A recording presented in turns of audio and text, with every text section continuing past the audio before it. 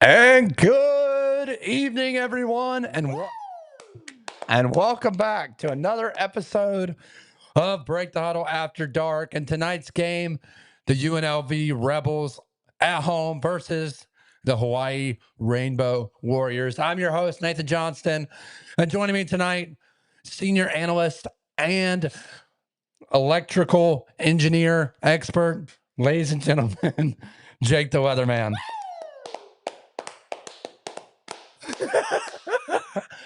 We're live. Those things are true. We're sure. Yep. We're live. And listen, this is a big preview for us heading into this week, Jake. And Brad and I discussed this one. Shout out Brad on Monday. And had a lot of comments, had a lot of loving fans from Hawaii and UNLV. But as we look here, we got Micah Alejado coming out for the second drive tonight. We missed the first couple drives. UNLV up 3-0. We'll get the scoreboard up there for you soon. Our guys back in the studio haven't done crap for us, so Those guys are terrible. awful. And every week we say we're going to fire them, and we never do. Maybe this week will be the week, but either way, we're here live, and we're taking a good look at their offensive line. They've got a decent offensive line, and all of it starts with Ethan Spencer at the center position. Then you look at Landon Sims. He's a guy that we'll talk about a lot tonight. Landon Sims, we talked about him, number 30. His dad actually played for Hawaii as a running back. So pretty cool story, pretty cool bloodline. Wow, and the ref almost, good gosh almighty, he got his shoe taken off. I thought he got his ankle taken off. Not good after seeing, I don't know if you saw last night, Jake, that ref for the Houston game had to be carted off because he tore his Achilles. I know it's real unfortunate because even in a game where the Kansas City Chiefs were not playing, one of their best players ended up getting hurt. And it's really unfortunate. And it sucks to see because, they're an otherwise great team without that guy on the field for them. Sure, yeah. And listen, he's okay. He's okay. Let's give a big round of applause, Jake, for that ref. Unbelievable. Watch how close. Oh, my gosh. Oh, He could have easily snapped his leg there with all that weight coming down on him. Very lucky that he's okay. We're glad he's okay. he's lucky that he's wearing a shoe that's a little bit too big for him. Sure. Yep. Well, Jake, as we get into this game, we kind of just jumped on the air. Oh, my gosh, I want to throw out. Huge. He's off to the races. Can he got one man to beat to the 10? There you Just go. like that. There you Bam! Touchdown, Jackson Harris. Santa Maria. The Hawaiian Rainbow Warriors are on the board early in Vegas. The lights are bright. And Jake Pope, shout out Jake Pope, local guy, played at Buford High School. So Absolutely. misread the coverage there. He's playing single high right there. And Micah Alejado put it right in between the corner and the safety and said, Merry Christmas and Happy Thanksgiving. Touchdown, Hawaii. Well, and it's just like I've said before in the past, and like you mentioned in the video that you released earlier that you did with Brad. Shout out, Brian. Who really cares about your red zone efficiency if you don't need to use the red zone? If you never get into it and you can score from outside of it, Sure. you don't necessarily have to be that efficient when you're in the red zone. Oh, I hate this ref. Oh, and if we get rules expert Uncle Buck on here, he'll tell you the same thing. He knows exactly who that ref is, and he is god awful. Got to give a shout out too to the Hawaii fans. They showed him in the crowd. They've got a pretty good amount of numbers there to travel that far. Oh, there's the band. And they the made band it too. is getting crazy. We love the band. Hey, can I just say the band kind of looks like a bunch of 12-year-olds up there? They did not look like they're in college. They look like that the actual band was not able to travel, so they went out and found a bunch of kids on the street and said, you probably "Hey, get some cheap labor in Vegas." Oh my god. Whoa, James. It's a 10:30 kickoff tonight, ladies and gentlemen. This is going to be one of the weirdest After Dark episodes you have ever seen. My goodness. Yeah, if you haven't already, hit that like button, hit that subscribe button. We just gained a new sub. We're up to 811. We really appreciate all the support so far. We're glad you could join us here tonight as we are live every Friday night, displaying in-game commentary, live game analysis for the best game every Friday night. And tonight it just happens to be the late night kickoff. Listen, it is 10:52 p.m. here on the East Coast, but we do not shy away. We really appreciate all the support. We got 8 viewers in here right now, Jake. We've got a lot of love coming in, and we really appreciate all the support. If you're on Twitter, come on over to YouTube. If you're on Twitch, come on over to YouTube. We'd love to have you over here. Either way, we appreciate you tuning in.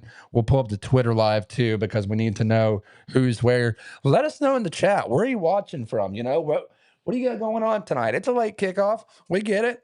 But we're here live. We're glad you could join us. Normally, I'm getting all boozed up on He the is. camera, but today we had to go with some energy drinks, man, because my goodness gracious. Whew. They're You- really they're really making us work for it, but boy, we're here and we're doing it and it's great and already we're off to an awesome start, man. Yeah, I mean, listen, we already got a field goal and a touchdown, so you can't really complain with that. Trying to pull up the Twitter right now as we speak, but if you're joining us, be sure to hit that thumbs up. If you're on Twitter, retweet it, get it out there, share it with your buddies. We're live every Friday night. We also do game previews and predictions Tuesdays and Thursday night, or excuse me, Tuesday, Wednesday. We changed it. Tuesday, Wednesday nights at 6 and 6:30. Really appreciate everyone joining tonight. I'm going to see if I can get signed in. It looks like it doesn't remember my password, so we might have to pull it up on here instead. But either way, we appreciate everyone. We really appreciate the support. And Jake, what are your thoughts so far? One play and boom, 70-yard strike. Yeah, In the man. end zone. I mean, taking a couple check downs in order to trying to establish the run, and then took a little check down to Mr. Sims, like we were talking about just a second ago, and then a little bit of setup pays off in a huge way for a big play down the field, and they just broke it down and showed us right there. Just completely botched coverage right there by UNLV. Took advantage Oh, of huge open space down the field, and they were able to drop it in right there and good outspeed the safety there. And now you're up 7-3. So let's see if your defense can come back and hold them here and give you a chance to really get up big here. But if you're UNLV, you got to strike back. I mean, you just got yeah. punched in the mouth, and How are you going to react is the question. Yeah. exactly.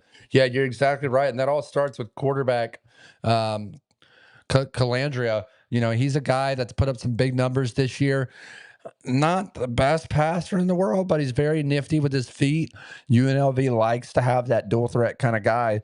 There's a guy to remember, JoJo Earl. Remember, he played for Alabama, played for TCU. Well, guess what? Now he plays for Second Chance U, aka UNLV. We talked about this before, Jake. This is basically transfer university. You're going to hear a lot of names that sound familiar. You're going to say, wait a minute, I know that guy. And you're going to say, oh, yeah, he's been playing college football for 10 years. So this is and look, you said it. They got to find a way, and right away, boom, Hawaii gets a sack, 3rd and long for UNLV coming up. Not good. Playing with a lot of confidence right now, and they absolutely should be with the way they've come out. They were bend don't break on the first drive here. The defense was, and then their offense responds with a huge touchdown, and now here they are with a 3rd and long, having a chance to get off the field, put their offense back on it. You got to finish though. Yeah, you do. And this defense is led by slot corner. You're going to hear his name a lot tonight, Elijah Palmer. He's got a chance to come up with a few plays. And there goes, deep. Oh, and he had him. Unbelievable. He had him. Had him wide open. He just couldn't execute. But there's a flag on the play. Let's see what it's for. And that's number 8 with the covers there. It's going to be a hold on the defense. Unbelievable. So they get bailed out right there with a, oh man. How many times, Jake, did we talk about it here on Break the Huddle After Dark? These penalties, man. These penalties on Friday nights. Well, so many teams that we've covered and for games that we've called, so many teams have otherwise been in great positions to win football games. But like, what was it last week we saw that who was it that had like 10 penalties for over 100 yards? I mean, my God. Was it Louisville? I think it was I'm Louisville. pretty sure it was Louisville, yeah. And of course, they end up losing that game by 1 point. You got to figure if you cut the amount of those penalties in half, Yeah. you got to come away with a win right there. But 10 penalties for over 100 yards. Jesus. I mean, you got to be more disciplined than that. Here we go. And he's open. Wide open. Wide open. Goes back Holy to his number 1 target. All right. There we go. Amir. He likes doing those celebrations, doesn't he? Yeah, just You what? ever seen those videos where the "Are you from" gang? Yeah. I bet we'll be seeing him on one of those videos soon. Oh my God.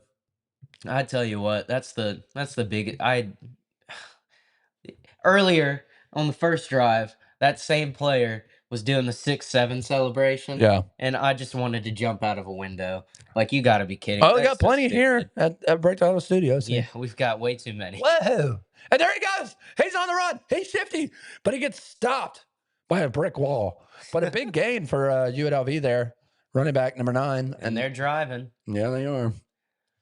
So there you go. Like we were talking earlier, Pull them up here because you had a chance on a 3rd and long coming off of a sack, but now because of the bad penalty, you're walking here and UNLV's driving down the field, and you're looking like you're gassed and out of breath, and they're going quick too. I mean, they're quickly moving. yeah, Hawaii scores in such big bunches.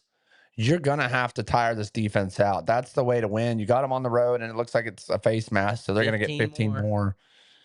But man, what a start for both of these teams, huh? Yeah, I'm telling you, man, this is exactly what you want out of a Friday night game Yeah, already. Let's hope it continues. Maybe a sure. little bit better defense so far. We Is can that hope for a Jaden little bit. Thomas? I believe so. Yes, Jaden sir. Thomas, a very good running back. He's already got 15 yards tonight. There's Dan Mullen. Everyone knows Dan Mullen, probably one of the worst firings of all time if you're Florida. I mean, I don't know where you go from here if you're Florida. And we don't need to get into that conversation right now, but this is was it a face mask? Yeah, it was. Big time. Oh yeah. I don't know what they're deliberating over there. That seems pretty cut and dry to me. I mean, what? Well, to each their own, I guess. I guess. No, I don't know.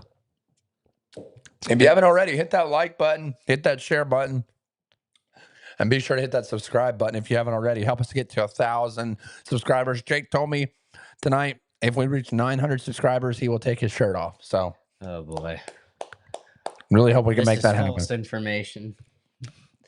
If we reach 900 subscribers tonight, I will personally take all my clothes off. So, I think you should not do that. all right, maybe they don't want that. So I don't let's think come up with something different. Put in the chat. What do you want to see us do? Unbelievable. And we just lost a viewer. So, whoa, we just lost another one. Oh, Marley said, woo. Let's go. So Marley's in support of it. So first 15. Again, we talk about this a lot. Can't get behind the sticks. Let's see what they can do. They're still in field goal range, but you're going to want to try to score here. Of course. And they're just picking them apart right now. Right. Hawaii's playing a very soft zone right now. You look in the middle, number 57. He is another key player for this Hawaii defense, and that's right outside linebacker. I don't even know how to look how long his name is. Jesus, I don't even know how to pronounce that. But another guy you want to look at, left outside linebacker, Jackie Johnson, the second, number 13. I know how to pronounce that name. Someone said, "quote Let's go." Let's go. Appreciate the support, Brianna. That's what I'm talking about. Brianna, we'd love to hear where you're watching from. I believe she is it. Yeah. Oh, is it Brianna or Brian? I think it might be Brian. Well, it says Brianna, but I think that's his last name included. My apologies if it's Brian. Brian, where are you watching from? I believe he's a Hawaii fan that commented on our video. So really appreciate the support. Really appreciate you tuning in, man. We got a good game tonight. 7-3 so far. And wow, what a throw by Calandria. Touchdown, UNLV Rebels. And just like that, Jaden Bradley puts him on the board. Big touchdown. If you're UNLV right there, puts you up by 3 again. And if you're the Hawaii defense, you got to get to the sideline as soon as possible to get some fresh air because that was a long physical drive. I mean, it really wasn't a long time because they were tempo, but it felt like they were out there for a while because the way they run the tempo. Demoralizing too, because you had them at 3rd and long, and then you had played decent defense. Like you had them stopped. Yeah, you did. And then you get a holding call that just demoralizes the drive. Right. Sorry, Brian. I apologize. But yeah, Brian, really appreciate you tuning in. Hit that like button and let us know where you're watching from. What are you eating? You know, what's going on? Are you getting boozed up? What are you doing? Yeah. Hopefully not.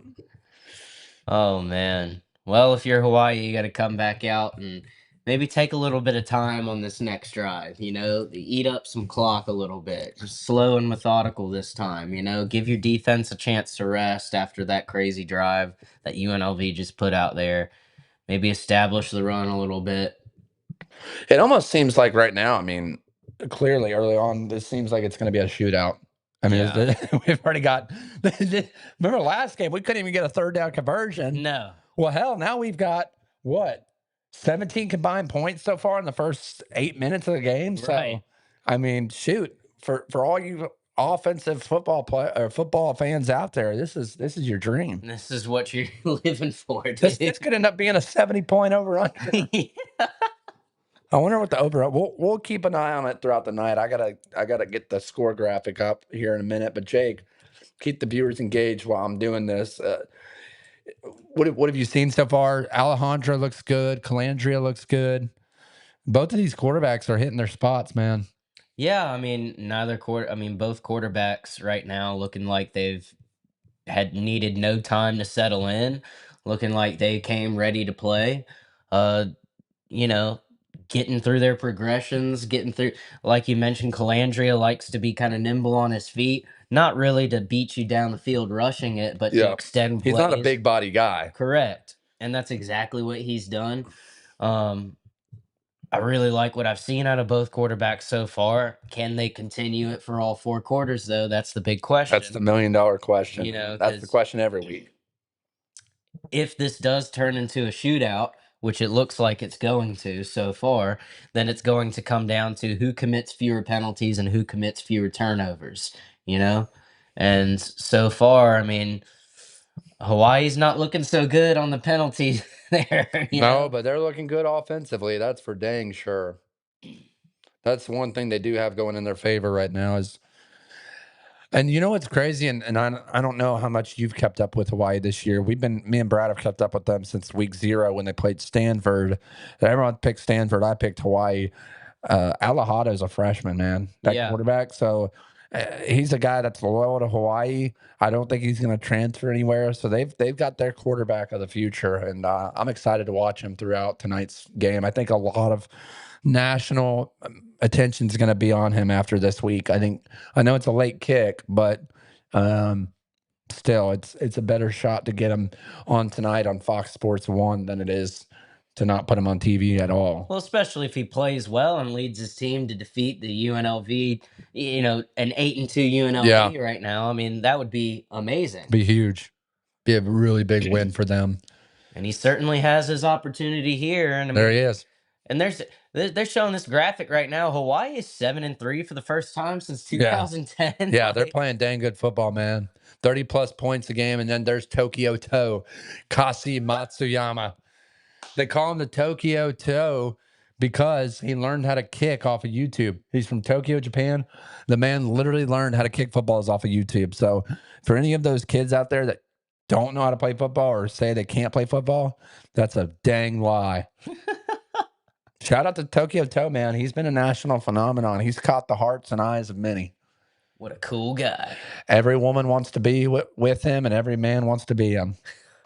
I don't know if I'd say that, but sure, he's doing well, man. Shout out to the Tokyo Toe. Everyone wants to know, will he get laid tonight? I mean, and that's very fitting for Hawaii. He might have an opportunity here with the way that this game's looking so far. I love it. I'm here for it. So, I mean, this is a really, really good game so far, man. Road wins under Timmy Chang. Timmy Chang, a former alumni, former player of the Rainbow Warriors, now the head coach there. He's done a phenomenal job turning this program around. And listen, we talk a lot about Nebraska and some of Virginia and some of these other programs that have turned around. Man, you want to talk about hard to get guys to come to Hawaii. You would think it'd be easy, but no one wants to play at Hawaii because, well, it's such, your road trips are so long, Yeah. and it's just your family can't watch you every Saturday. It's just there's a lot that goes into it. So a lot of these guys that go to Hawaii are local guys. Maybe they're from California. Saw a couple guys from Oregon, Utah, West Coast guys, Washington. But the vast majority of this roster is made up of young men who love Hawaii and love that program there. And some of them, their father even played for him, like Landon Sims at the running back position right there. Well, as much as that can be a disadvantage for you, and it absolutely is, it can also work to your advantage because you don't have to worry about your guys on your team buying in Yeah. and, loving your program and being dedicated and committed. Like every single guy is there because they love that program and they love what's going on there and they're all the way bought in. They are. And it's still, even then, it's still hard to build. Oh, he's going deep, man. Wow, what a catch. And it looks like there's going to be either offensive holding or defensive holding right there. We're going to see what happens. And it looks like they're backing up. Yep. Could have been on Sims. Look at Sims, man. He's a big dude. Holy What a crap. beast. He looks like a future WWE wrestler.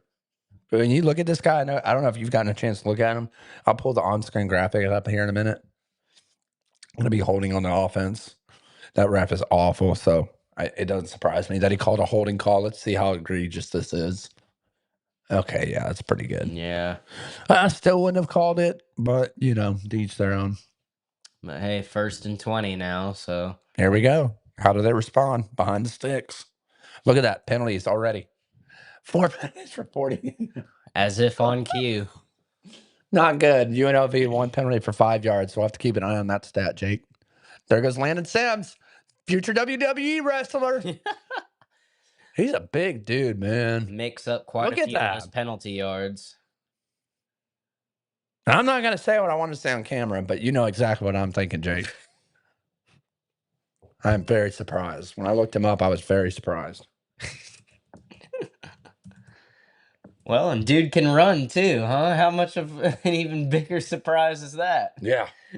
He's like a modern day Peyton Hillis is the best way I can describe his type of play. Oh, brother. Which is not bad.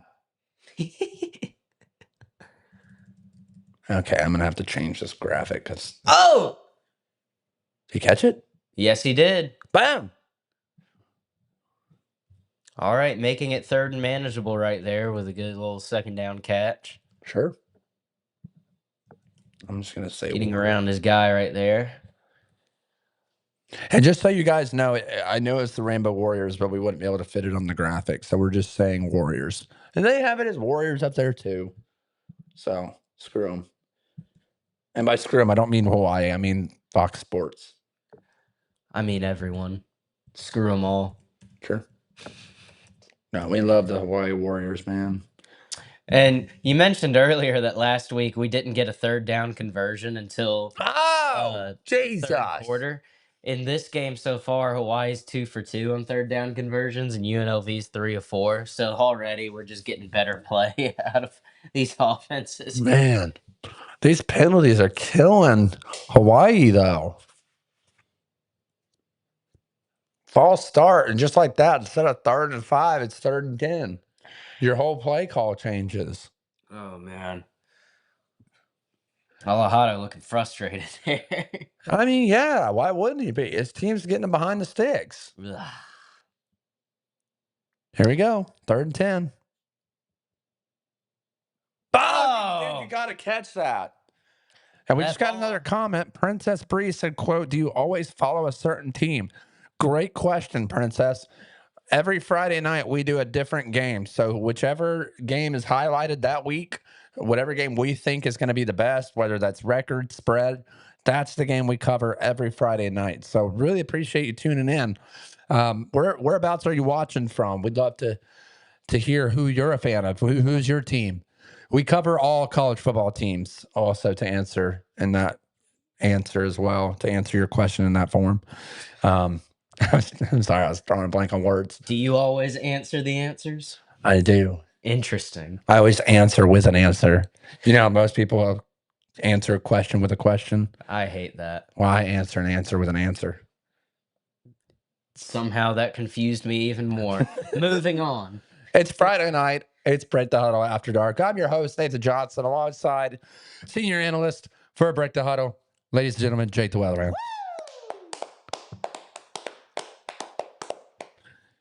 Princess said, quote, El Paso, I literally just changed my handle.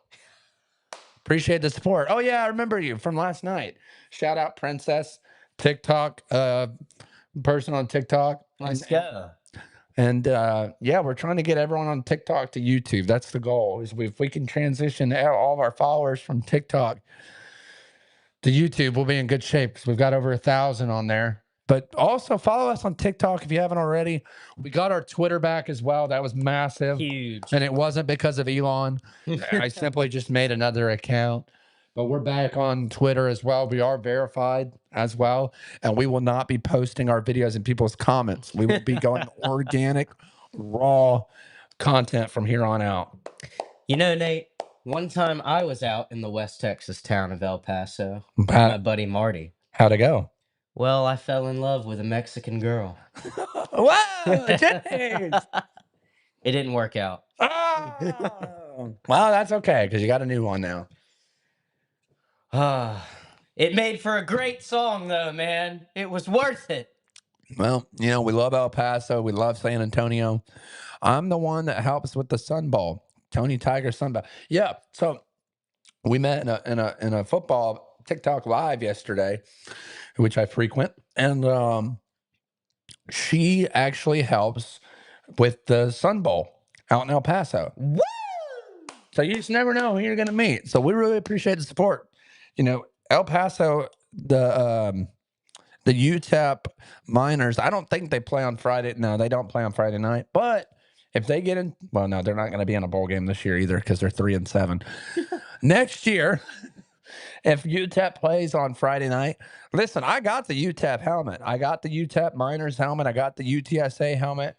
We're locked and loaded here, but we really appreciate the support. We'll try to give some love to UTEP when given the chance to. If only they would do themselves a favor and love themselves and win some football games, man. Yep. But yeah, pretty good game so far.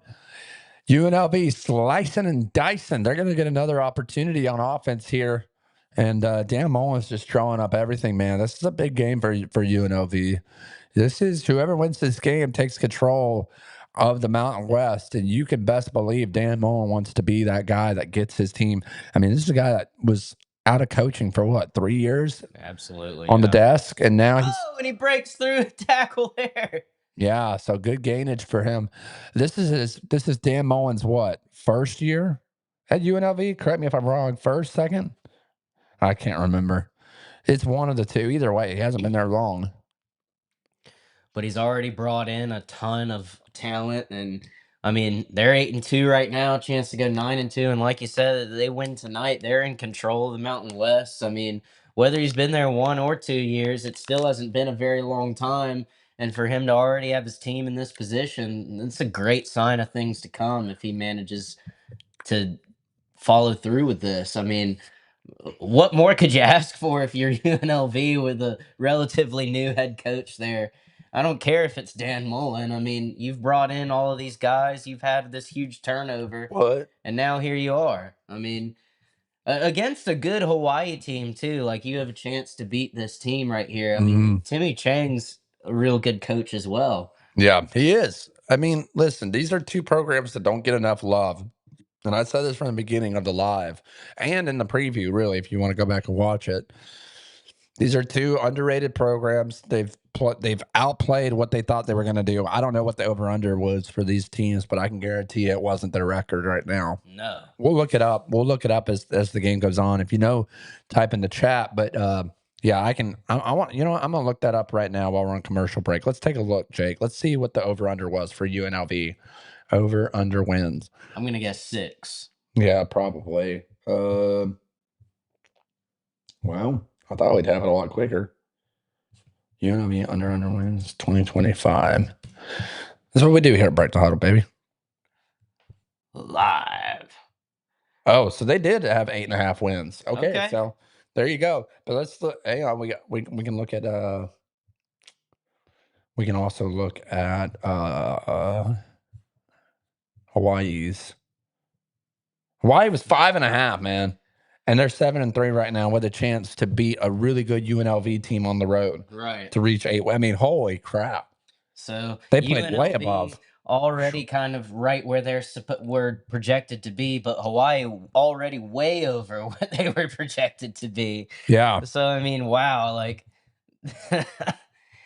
this is why we love college football, man, because stuff like this, and especially now that these two teams in both of those situations are playing here on a Friday night, like this is exactly what makes college football so great and so interesting and so fun to watch because you get situations like this.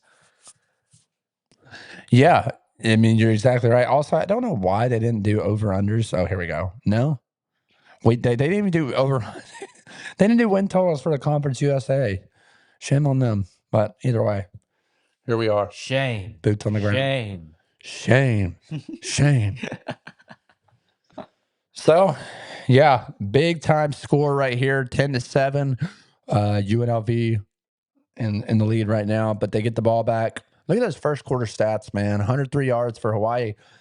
Biggest difference has been the penalty yards, and we talked about that. Well, penalty yards as well as time of possession. I mean, Hawaii hasn't hardly had the ball at all, you know? Yeah, I wonder if that plays into it as the game goes on. I mean, we talk about it a lot, but dude, this defense has got to be exhausted right now, right? I mean, already. Oh! Oh! Unbelievable. I love when the big guys get involved, man. Let's go. I love when the big D linemen get in there to make a play. You just never know what you're going to get from these guys. But dang it, we love it. It's always great to see some good D. Yeah. Pause. Easy, easy, easy. Wonder when the Riddler's going to tune in. Oh, man. Riddler, if you're listening, riddle me this. Where the heck is Rooster? Over at Toppers again, probably. Whoa, Jay. Hey. Yeah, Calandria is having a pretty good night so far. 7-9, 73 yards, 1 touchdown. Gotta like it. And if that continues in conjunction with the time of possession, UNLV winning that time of possession battle, you got to figure this matchup heavily favors UNLV if those two things continue. Calandria having a really good night as well as continuing to possess the ball. I mean, they're doing this very methodical now. Just dink and dive, you know? Yeah. We finally got the scoreboard on here, Jake. Oh, And he's wide open. There's no one within 10 yards of him. And wow. And just like that, Tayshawn Leon's in the end zone for a massive touchdown for UNLV. So UNLV strikes again. And if you're Hawaii, you better get it figured out on defense very quickly because this could get ugly. Oh, my goodness gracious. But Dude. like I was saying, we got the scoreboard on here. So let's get this in on point, on live. And then we'll get the scores up here as well. Let's see what we can make happen here. It is not 19 to 20. What the heck? Our numbers are way off. UGA boy said, shout out. Hey, guys, what's up, man? Appreciate you joining in live. Calandria zapped, man. He must have ripped a couple of zippies with Johnny Manziel at the casino before he came over here. He might have looked up what Aaron Rodgers has been doing and using those smelling salts or whatever, and he took himself a couple sniffs of that. And he look at him. I mean, look at that dude right now. He's woo, yeah. Oh my god, dude. So, score 17-7. Princess just said, quote, UTEP is entering the Mountain West Conference in 2026. So there you go, Jake. Boom. Big upgrade for them, in my opinion. Boom. What do you think? I mean, coming over from the Conference USA? Yeah, Is it a lateral? I don't think it's lateral. I think it's better. I think it's an upgrade for sure. Yeah. Especially, I mean, Mountain West play has gotten a lot better over the past couple of years. I mean, look at these two teams right here. I mean, way better than what a lot of people have given them credit for. And even Hawaii, just by the numbers, we were just talking about it a second ago, they were only projected 5.5 wins. And here Yeah. they are 7-3 with a chance to win tonight and, you know, take over. Yeah, this is a massive game for Hawaii. And, listen, you talk about a team like San Diego State. They have had a huge season in the Mountain West. Now they're going to the Pac-12 next year, so that'll change a lot. Um, but yeah, this is exciting, man. This is really exciting football. So UTEP coming to this conference, I mean, that's huge for that. Like I think so. it's for sure an upgrade in my opinion, you know? UTEP has had a good football program over the last several years, so I'm curious to see how they fare in the Mountain West. Whenever you get an upgrade in this group of five conferences, you're giving yourself a better chance to potentially make the playoff as long as they keep a group of five bid in there. Right. So we'll see how that plays out, man. Well, they've definitely got to get a lot better because this year's been massively disappointing for that program. But They got a good quarterback. I mean, I just don't know. I don't know what happened. Some years it's just not it. Listen, when you're at a group of five team like UTEP, it's hard because if you have one good player, he's gone the next year. Like it's just the reality of the nature of the game. When you're at some of these smaller programs, you just gotta pray to God that you are super successful that year in hopes of getting someone the next. It almost seems like to me, Jake, and correct me if I'm wrong, it almost seems like these group of five teams are becoming the new version of junior colleges with like players having like let's say you go to a huge school, doesn't pan out. So then you go to a school like UNLV, you go to a school like I don't want to say Hawaii because it's a totally different conversation, but you know what I'm saying? right. Boise, whatever. You get a chance to prove yourself and then you get back and transfer to a bigger school. It almost seems like that could be the way of the future for college football. Well, what I think you're seeing right here with UNLV is they're giving you the blueprint for how you handle that and how you deal with that. Mhm. You bring in a proven coach like a Dan Mullen.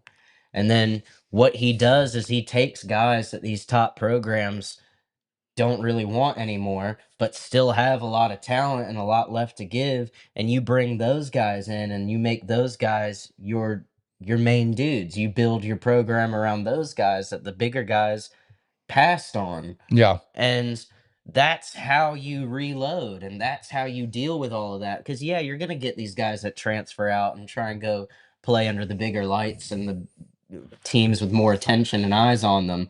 But the way you deal with that, I think, is the way that UNLV has. Mhm.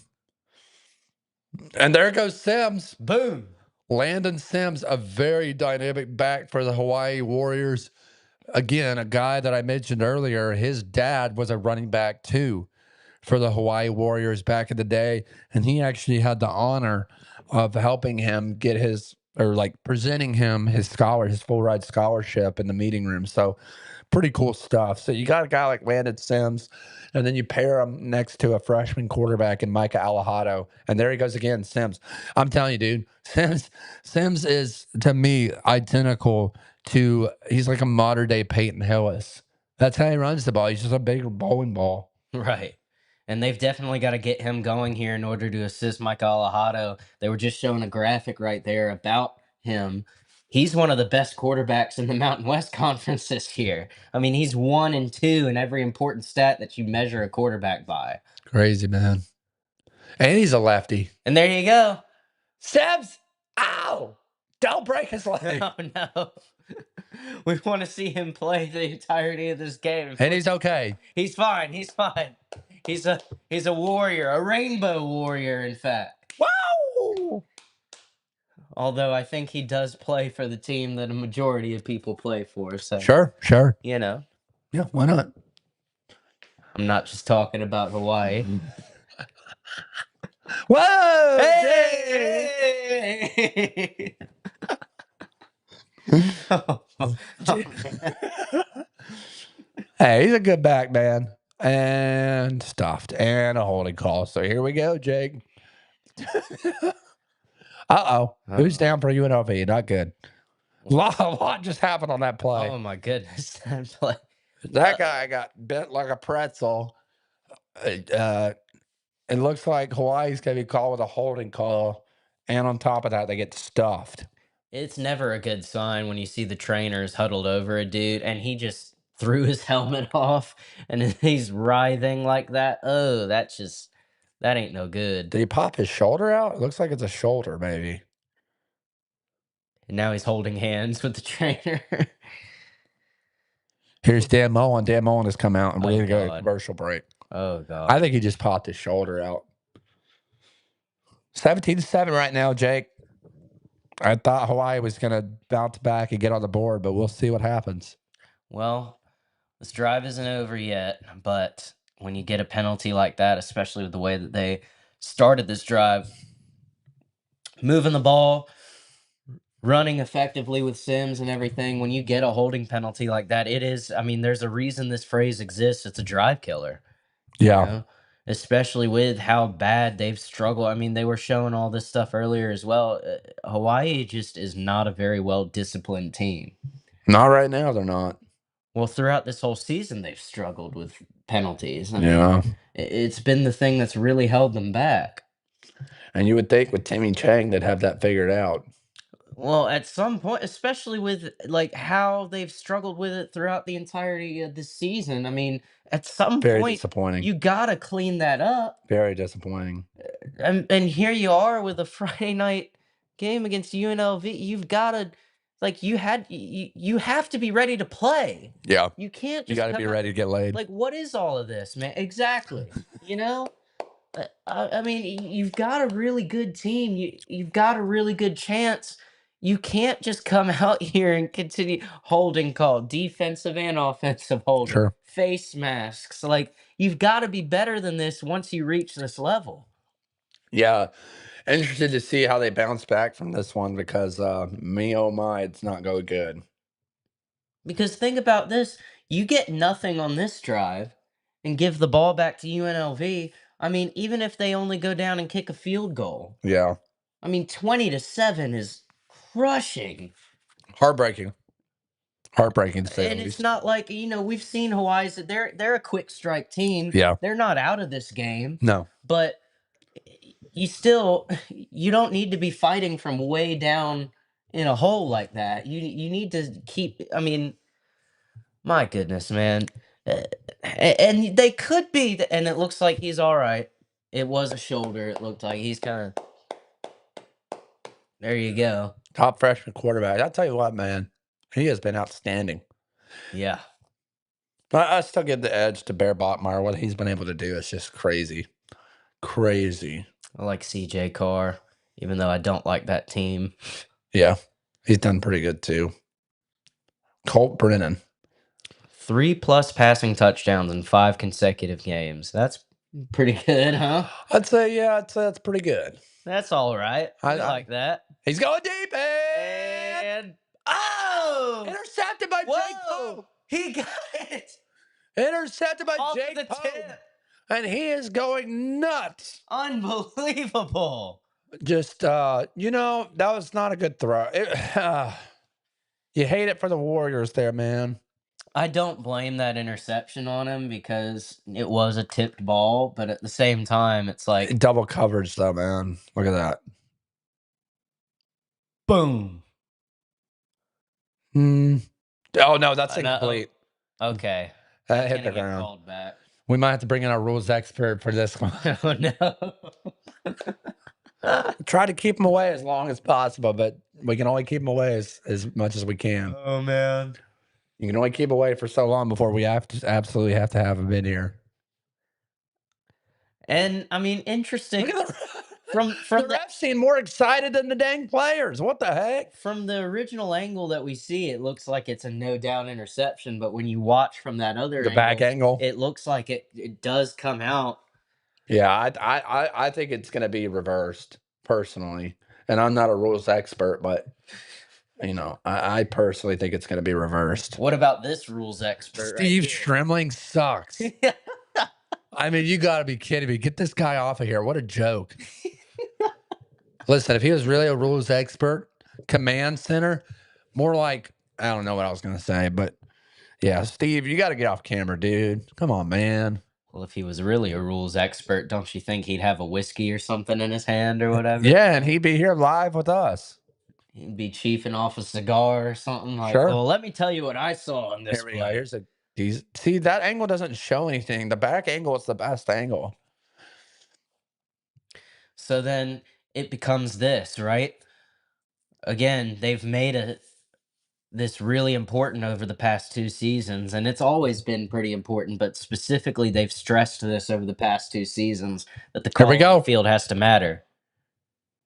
And it's upheld. What a terrible! This ref sucks. He knows he didn't catch it. Look how excited he is. He knows he didn't catch it. That is terrible. Well, it's like I was just about to say, man. They've really stressed the importance of the call on the field has to matter. There has to be overwhelming evidence in order to overturn whatever the They call on the didn't. They field didn't is. listen. They were never going to overturn that. They didn't give a crap. That's BS, and you know it.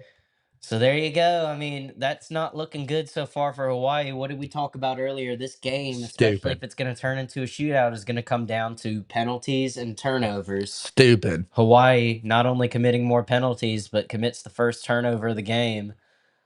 When at some point, if you're Hawaii, you got to get a turnover on defense, man. Like it's just getting out of hand at this point. Well, especially if They UNLV won. drives down the field right here in a certain way and is able to put another touchdown on the board and makes this 24-7. Ugh, Not good. not good, brother. I mean, as bad as it's gone, to only be down by 10 is pretty good. Yeah, I mean, absolutely. For Again, now. none of this is to say that Oh my Hawaii's out of this gosh. game. There you go. Oh my gosh. Ooh. And it's a 30-car pileup right there as they bring them down on Looks the like a first left down. turn at Bristol. Yeah. Good gosh. And that guy got lit up. Holy crap. Ooh, man. Yeah, not good for Hawaii, man. And here they go. They're going. I know it's not tempo, but look at that. First downs, 11. Oh my gosh. They're just Wow. at this point, Hawaii's starting to get beat pretty good, man. And yeah, these DBs, they can't. I don't understand why they can't get their hand in there. Wow. But I'll tell you Give what, credit to UNLV, man. They're playing good right now. Calandria is firing on all cylinders. He's moving outside the pocket very, very well. He's extending plays. And, I mean, he's finding his guys down the field. He's playing efficient football, man. He's playing about as well as you can expect him to, and he's a huge reason why UNLV is having a lot of success. I mean, look at that stat line: 11 to 13 for 167, 168, and 2 touchdowns so far. And There it goes. I mean, they're not getting anything at the middle, but they're bouncing out. Hawaii is not setting the edge. no, They can't. no, and I mean that's a huge factor as well. Like as much as I am talking about Calandria's success right now, a lot of that has to do with the fact that they have an established running game that's doing well. Credit Dan Mullen, man. He's putting together a good game, and you know he's the one calling the plays too. Absolutely. Gotta love it if you're a UNLV fan right now. Woo. They're driving. Woo. So here we go. Looks like they're going to be in 11 personnel. Ooh, nice little fake right there. Who is that? Oh my gosh, he's still up. Oh, wow. He did not go down on the. Wow, that was awesome. And there's a flag on the play, though. Rooster just said, quote, Hawaii defense is crap. But Now, I would agree with you, Rooster. This has not been the greatest game so far. Rooster, put in the chat, what kind of live bets you got going on right now? Would love to hear. I think he was down on that initial tackle. But yeah, Rooster, I don't think it comes to anyone's surprise that Hawaii's defense has been awful tonight. we were just All hoping. unsportsmanlike conduct. Well, at least they get that in their favor. Okay. So this, yep, unsportsmanlike conduct on Bradley, his first of the game. So one more and he'll be ejected. Dan Mullen is pissed.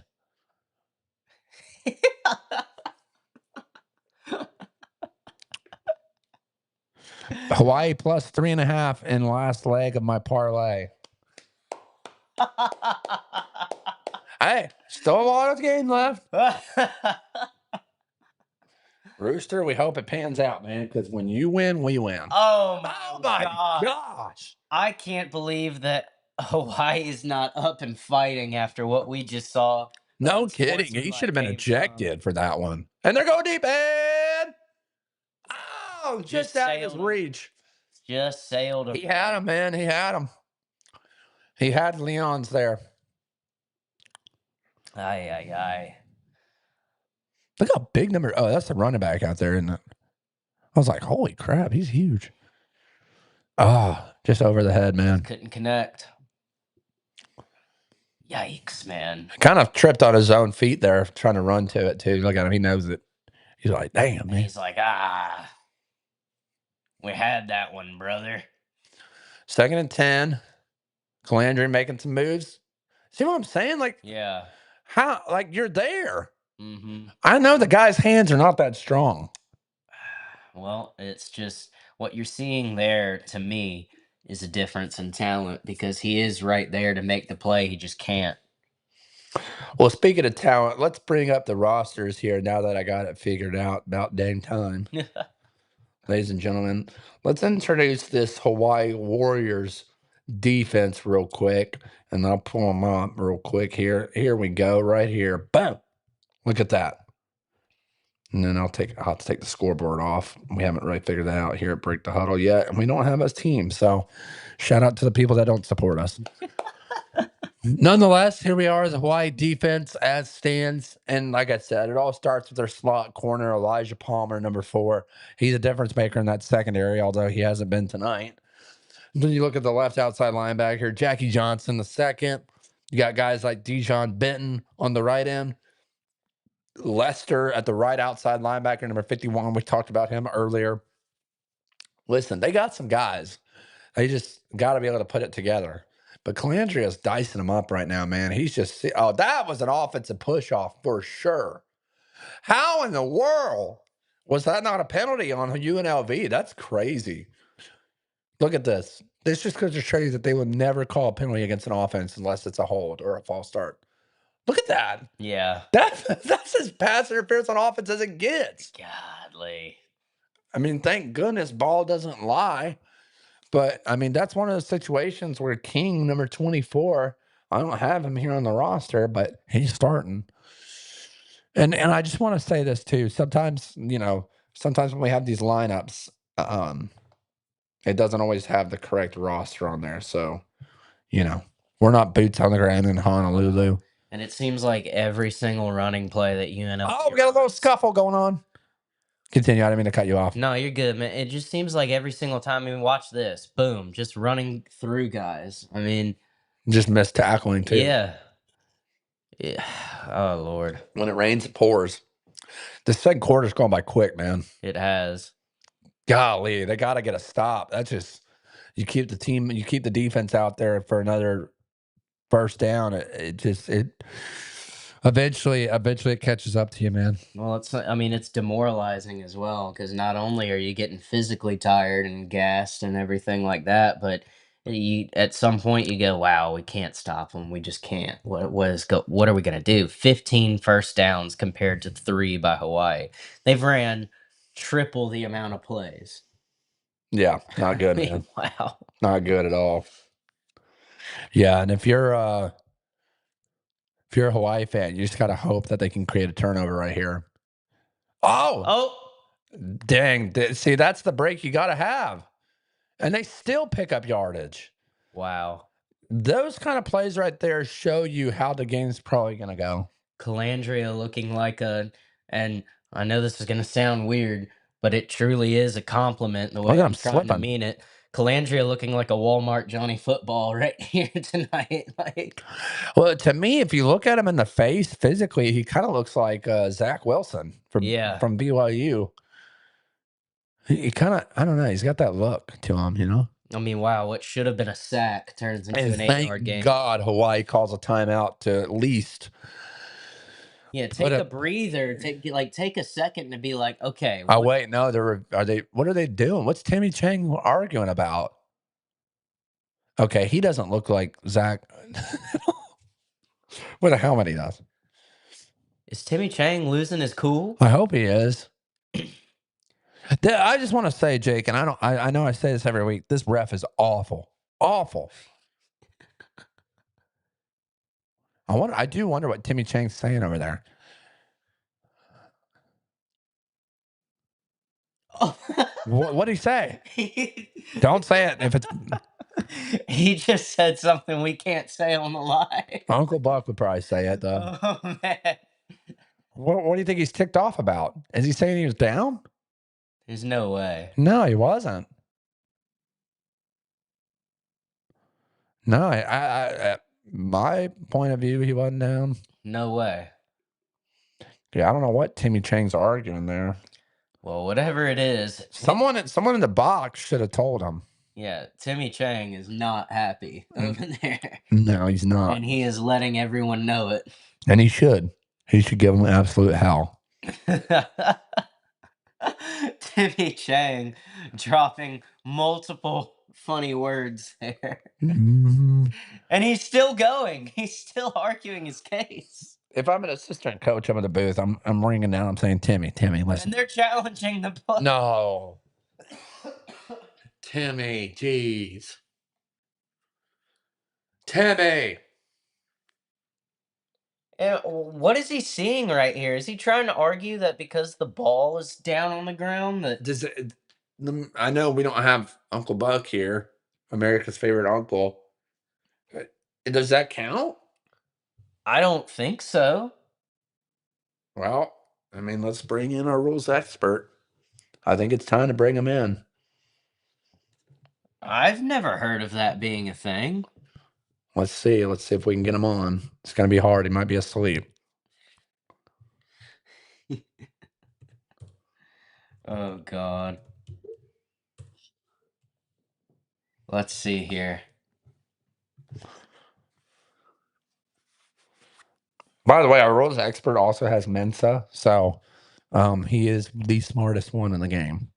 There's no doubt in my mind. Let's see if he calls in. We'll get him on here in a minute. Should have called him before. I wish I could call him in, but I can't. Just ask if the ball it's the ball being down your hand considered being down. If a player is running with the ball and it touches the ground, but they don't lose control, the play continues. A player is only down if a part of their body other than their hands or feet touches the ground. Well, it looks like it's going to stand. Yeah, that was a stupid challenge. What was like? Well, I'll tell you this much. The only benefit that they get right there is getting a break for their defense, and maybe that's what Timmy Chang was hoping to do. But don't you do that anyways by just calling the timeout? Like now. Yeah, but they got a lot of time right there.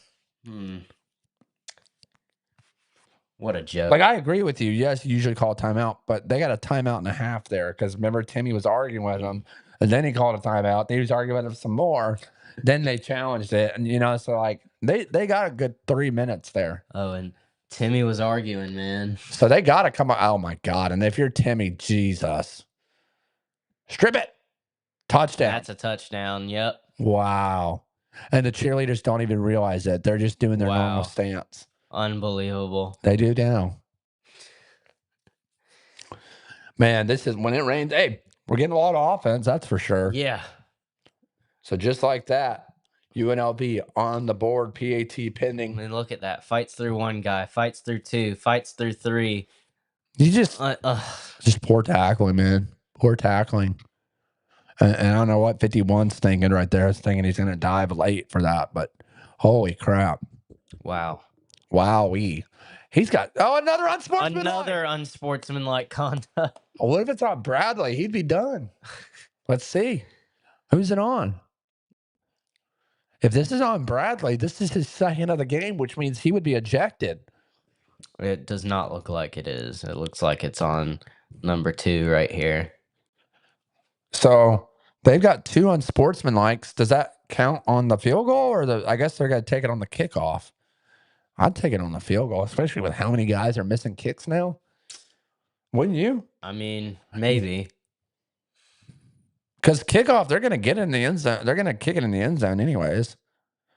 Look at all the people on there. That's where we should be at right now, Jake. We should be boots on the ground. I did request media passes for tomorrow's game, Missouri State versus Kennesaw State. We'll see if we get passes. I emailed them a very lengthy email, and well, more than likely I'll be sitting on the couch watching the football tomorrow. Oh, brother. I tried, though. That's all that matters. I gave it my best shot.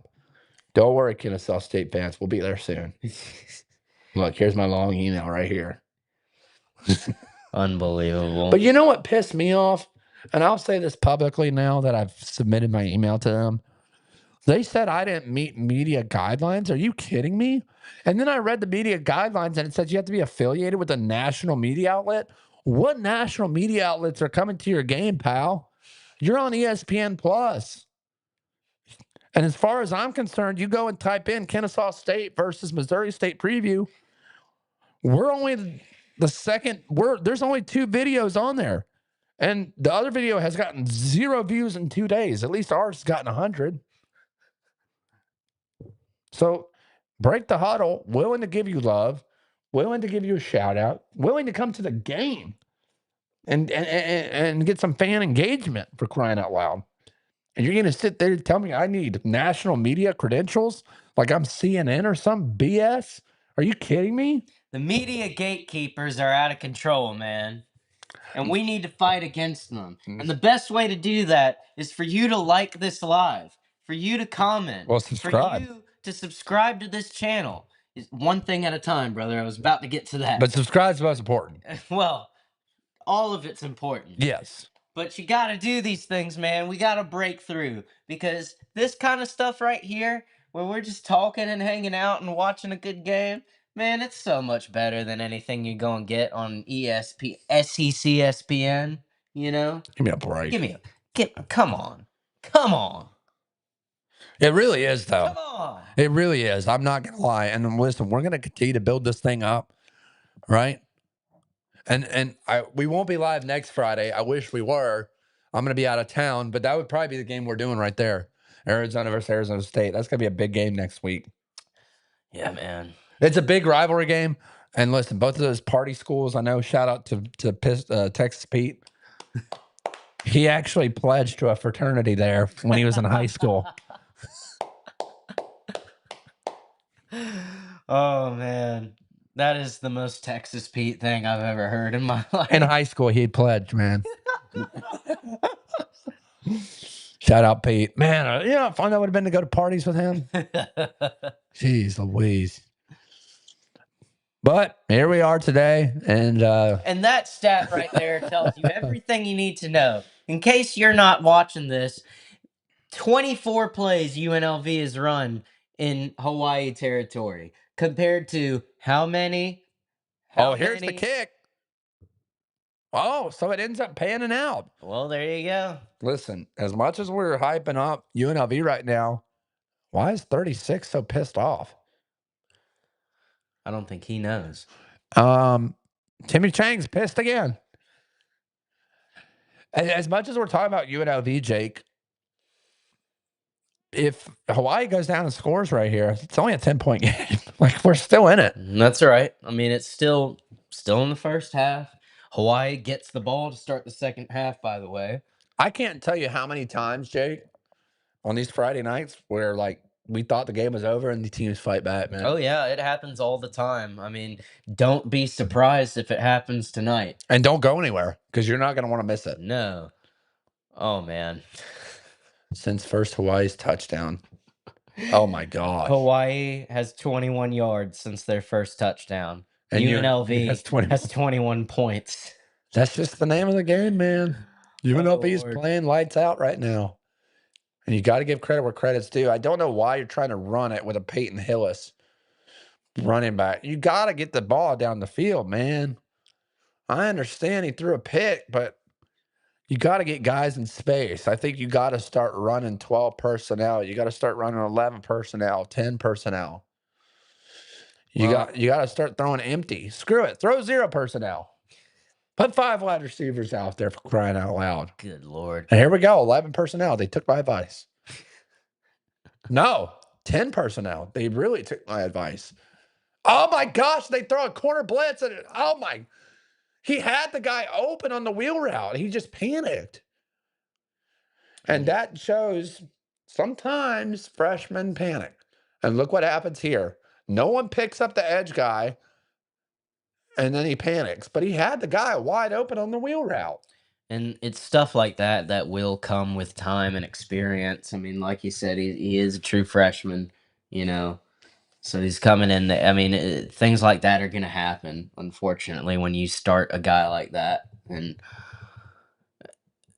things like that happen with him, and yet he's one of the best quarterbacks in this conference. So it's like you got to take the good with the bad sometimes. He's going for it.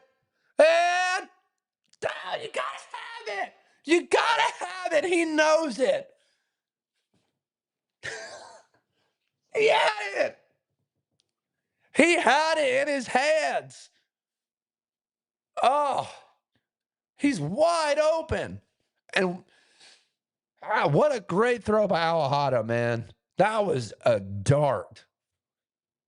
Look at that. That's right in the breadbasket.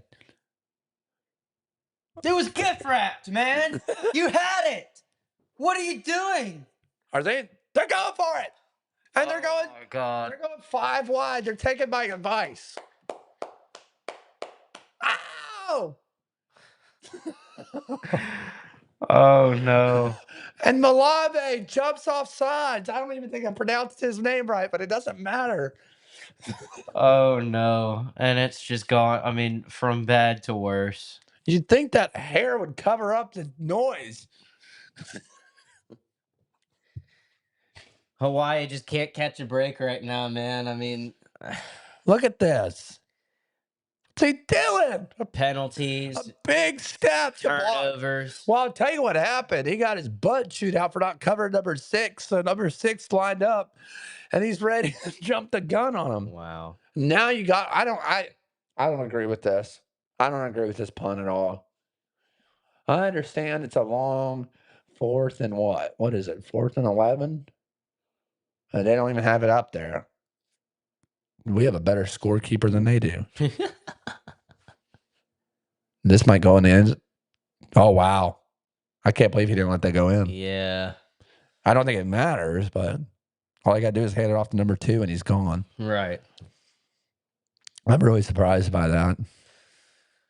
Well, I mean, oh wow, that's cool. They're showing there was rainbows. Double rainbow. That's pretty cool. Yeah, dude. Got to be careful, though, Jake. That could be AI. I mean, You don't know what UNLV is doing. They could be fake news.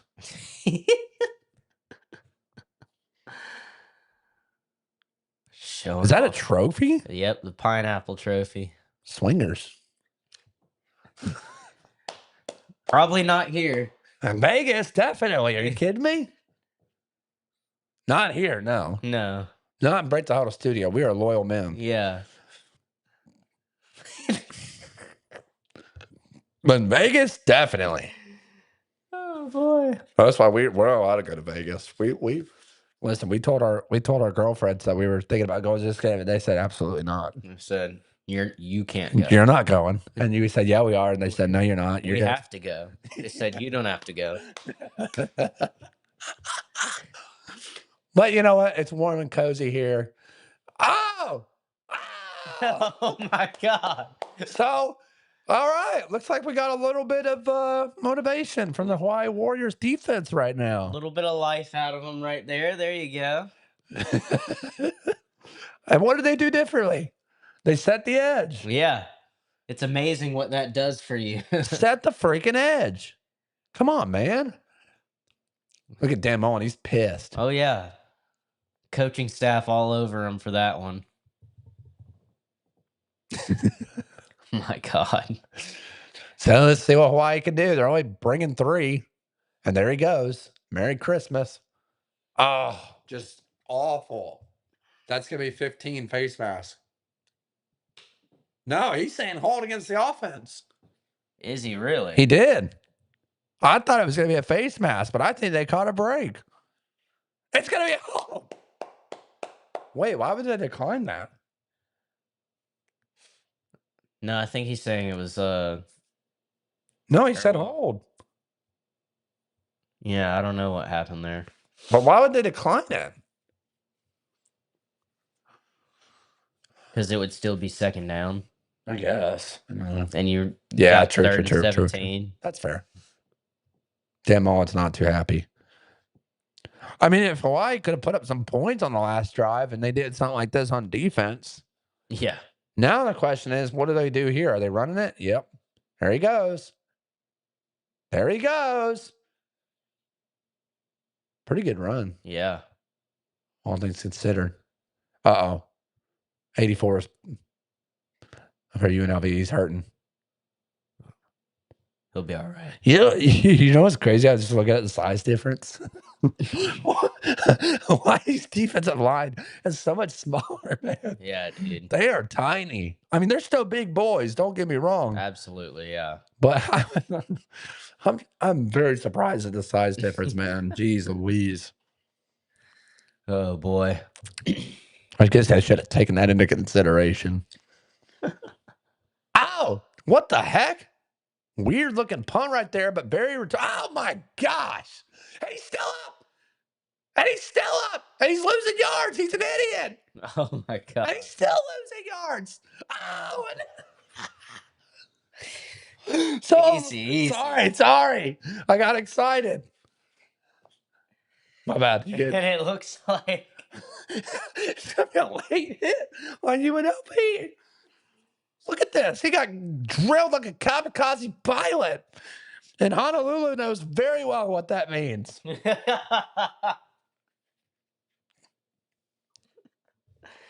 Oh, Look. Personal foul. penalties starting to stack up for UNLV as well. I mean, It's all personal fouls and unsportsmanlike conduct. yeah. Dan Mullen's pissed. Let's see what happens here. I think they might have called a late hit. Right there. Right there. Yep, that was. Gotta let them go when you start hearing those whistles, you know? Yeah, that brutal, man, brutal. Aye. Bigger story is the Hawaii gets a stop there. And I understand the score is very lopsided right now. Yeah. But that was a huge turning point right there because now Hawaii gets better field position. You backed UNLV up, and it completely changes. A lot of games go off of field position, and it's not something we talk about very often at all, to be honest, because you just don't know what's going to happen. But we saw it right there.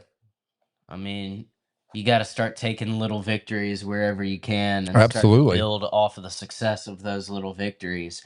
But let's say here, I mean, as the first half is drawing to a close, you take the final couple minutes that you have and you go down and you put some more points on the board and cut into this lead.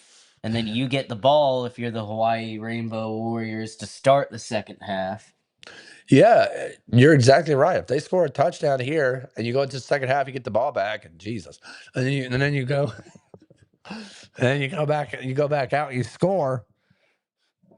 You're you're down by 3, Yeah. not 2, like we saw there, 3.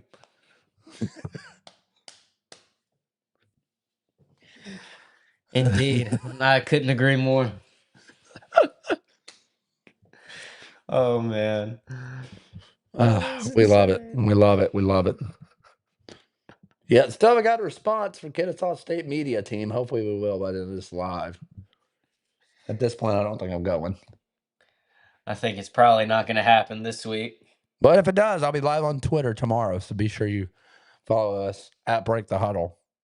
No space. No, nothing else. Just at Break the Huddle. Nothing. Now, Put nothing in there.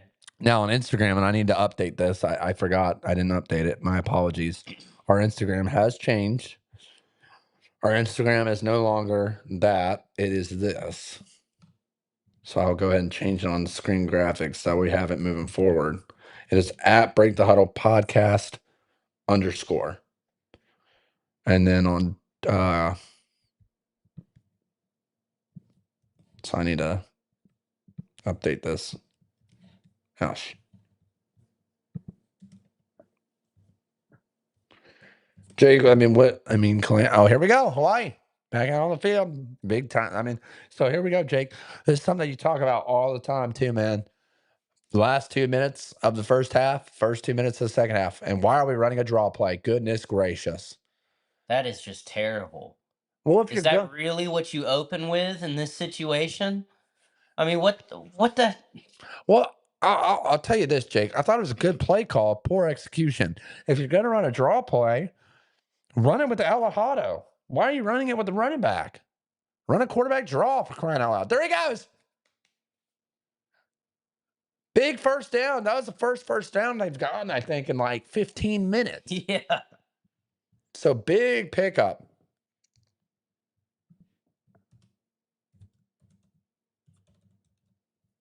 So we got it updated now. My apologies there. Should be good to go. Here we go. There goes Alejado. And oh! Ooh. I really wish he would have hit him there. That would have That'd have been crazy, huh? been massive. But also he might have been hurt. So kind of glad he didn't. Yeah. What a last name logo. Logan. Pretty cool, huh? Oh, You brother. probably do a lot NIL there. Oh, see, and that's exactly what. Oh, and a drop. Dude, like when you look back, look at Jake Pope talking trash. Yeah. Dude, you don't need to talk trash. The guy would have caught the ball.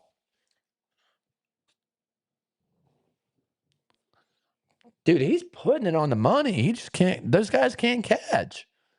That's 2 drops that we've seen. Well, one of them that absolutely should have been a touchdown. They're just drive killers, man. Absolutely, yeah. They're just drive killers. There's no other way about it. So here we go, 3rd and 9.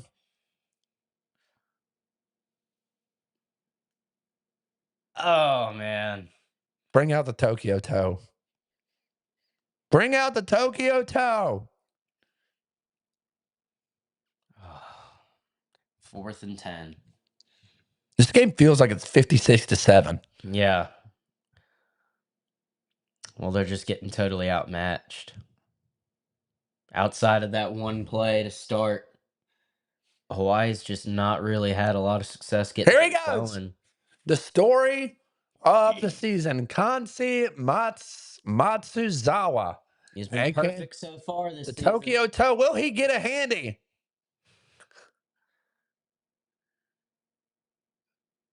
Boom! There you go. I like that little celebration right there. A little throw of the dice. Oh, and he's dancing. He's doing the Fortnite dance. Obviously learned how to kick off of YouTube and learned how to play Fortnite on YouTube because that dance was so 2019. The Tokyo toe. Wow. And he remains perfect on the season now, 23-23. Well, he kicked that game winner against Stanford, and that's what really got him on the map. Yeah. Look at that. He's going to get a chance at the next level, man. I love that kid. 23 made field goals this season, which is a single season record for the school. I'd love to get him on this podcast. I followed him on Instagram. He didn't follow me back. I tell you what, we could really use him in Washington at the NFL level. I'd love it if Falcons could use him too. I'd love it if the Tokyo toe came to DC. Sure. Probably get acquainted with the president pretty quickly. Such a strong toe. Such a big toe. The biggest best toe. The biggest toe I've ever seen. What a toe. We won't get into that. As bad as this sounds, Jake, that was a big field goal for Jesus. And he did Tokyo toe kicks it out of bounds. Oh my god. Tokyo toe, did you not learn how to kick kickoffs? Okay, given that right there and where UNLV is going to start With 3 timeouts. With 3 times, I mean, they only have what, 5 Look seconds? at him. He's going straight to the medical tent. We got to check you out, brother. Yeah, I got to check you out and give you a blue chew. Do you take a shot right here for UNLV, or do you just get a second half? Heck yeah, you do. I mean, I hate it for Hawaii, but this could turn into 6 real quick for UNLV. Dan Mullen knows what's at stake here, and he knows if he. Oh, look, he's waving to the crowd. He's apologizing. There's his translator.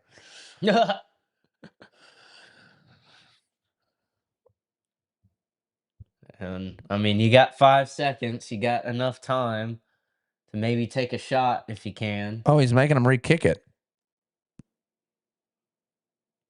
Well, if I'm Hawaii, I'm squipping this thing. Look how big that guy's jersey is. Remember we saw that? Yeah. What was that, week 2? No, that was week 1. Georgia Tech sent out a player to return a kick that had a jersey that went down to his freaking knees, and sure enough, we called it out. And It was longer than an Amish dress. That's how. Yeah. And sure enough, that's how he got taken down. And then that guy did not see the field. Or, well, he did see the field Brick with Keys. a proper jersey. Yeah, Brick Keys said they would never do that again. Idiots. What a joke. So here we go. I think this is a very wrong move if you're. Wow. They got lucky. You have 1 second. No, that's it. That's over. Halftime, 24-10 UNLV. Hawaii manages to put a field goal on the board with the Tokyo Toe. What are we doing? Dan Mullen getting his team together. Yeah. We're not going to the locker room. He said, we're not going to the halftime. We're running spreads, baby. Wonder what this could be about. Wonder what's going on here. I think he's pissed off at the way his team's played. He thinks he should be up by a lot more right now. And I cannot disagree more, Dan. Your team is not that good, bro. They're good, but they're not heads and shoulders above Hawaii. No. I mean, Hawaii's beat themselves a tonight. huge reason why you're up 14 right now is because Hawaii just hasn't been able to get it done. Now, granted, credit to UNLV. They have played well, of course. They've done, I mean, they've played a great game so far. Yeah. But you're exactly right. They're not that much better than Hawaii. The only reason the score suggests that is because of the way that Hawaii's played, which has been awful. More than awful. It's been atrocious. You're lucky to only be down by 14. Yeah, you're extremely lucky. It's a testament to how talented you truly are that you're not. Yeah, let's take a look at the stat line before we take a halftime break here. Alejado, 6 of 11, 110 yards, 1 TD, 1 INT. Calandria on the other side, 14 of 18, 193 yards, 2 touchdowns. And I didn't even know JoJo Earl had a pass on this one of 1, 6 yards. Then you look at the rushing attack. It's been lackluster for the Warriors of Hawaii. They've got 30 total yards rushing.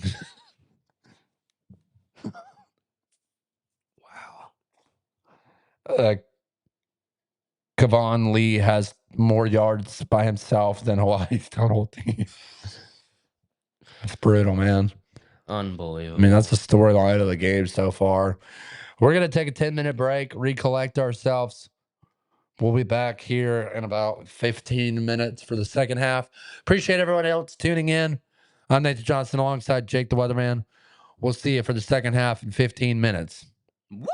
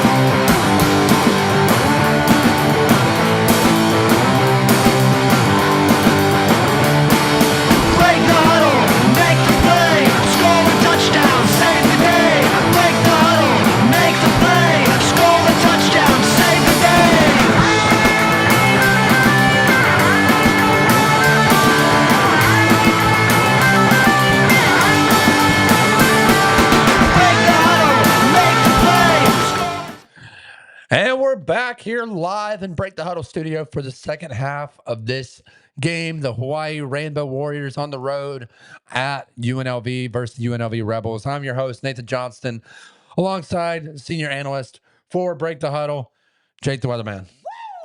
And Jake, Hawaii gets this ball right away. Micah goes on the run and smartly slides. Looks like it's coming back with a holding call. Not good. And the miscues continue. Again, we're here live, Break the Huddle After Dark, and the Rebels lead 24-10. And it just goes from bad to worse, man. Not good. Ugh. And it's the same guy that got the false start. Wow. Wait, no, it's not. The other guy had longer hair. And there's the story right there. Did they take him out? Penalties for 78 yards, man. Well, they got more penalties than they do yards. They got more penalty yards than they have actual yards. Yeah. At least since that first touchdown, anyways. Dude, they got, what's he doing? Here he goes. You're not going to win football games running it 5 yards, buddy. Oh, no, he's hurt. Is he hurt? Is he okay? I thought he was shaking up there. No, you got to give him a chance to get up, you know. He looked a little gimpy. Gimpy, he was on the ground. Oh, dude, but I'm telling you, that had to hurt right there. All that weight coming down on him. Oh, I'm sure. Pause. But man. Second and 14, already behind the sticks. You just can't have it. No, bad way to start out, which of course they still have an opportunity to overcome. Here we go. God. Oh, man. So you got about a 5'9" lefty quarterback running the ball, and then you give it to Peyton Hillis at running back. Man, we talked about this at halftime, Jake. We saw them drive, and he's from Hawaii. Yeah. The guy that just made the tackle is from Hawaii. But we talked about this at halftime. Hawaii drives down that 70-yard touchdown throw, and you think to yourself, okay, here we go. 7-3, we got a ball game. Since then, they've been outscored, 21-3? Yeah. I mean, it's just awful. Just nothing going. I mean, he doesn't even give himself time in the pocket. Oh, Jesus. Oh. So they catch a break. It's going to be a first down. Are they really going to call this on? I didn't see anything there to. Oh, here we go. Let's see. Knowing this guy, they'll take it back. I mean, he's got the biggest arms in the world for nothing. Oh, okay. So it wasn't pass interference with face mask. So we'll have to see it. But chances are, if they call a face mask, it's probably a face mask. Yeah, it's pretty hard. He's saying he held his shoulder. He's saying he grabbed his shoulder.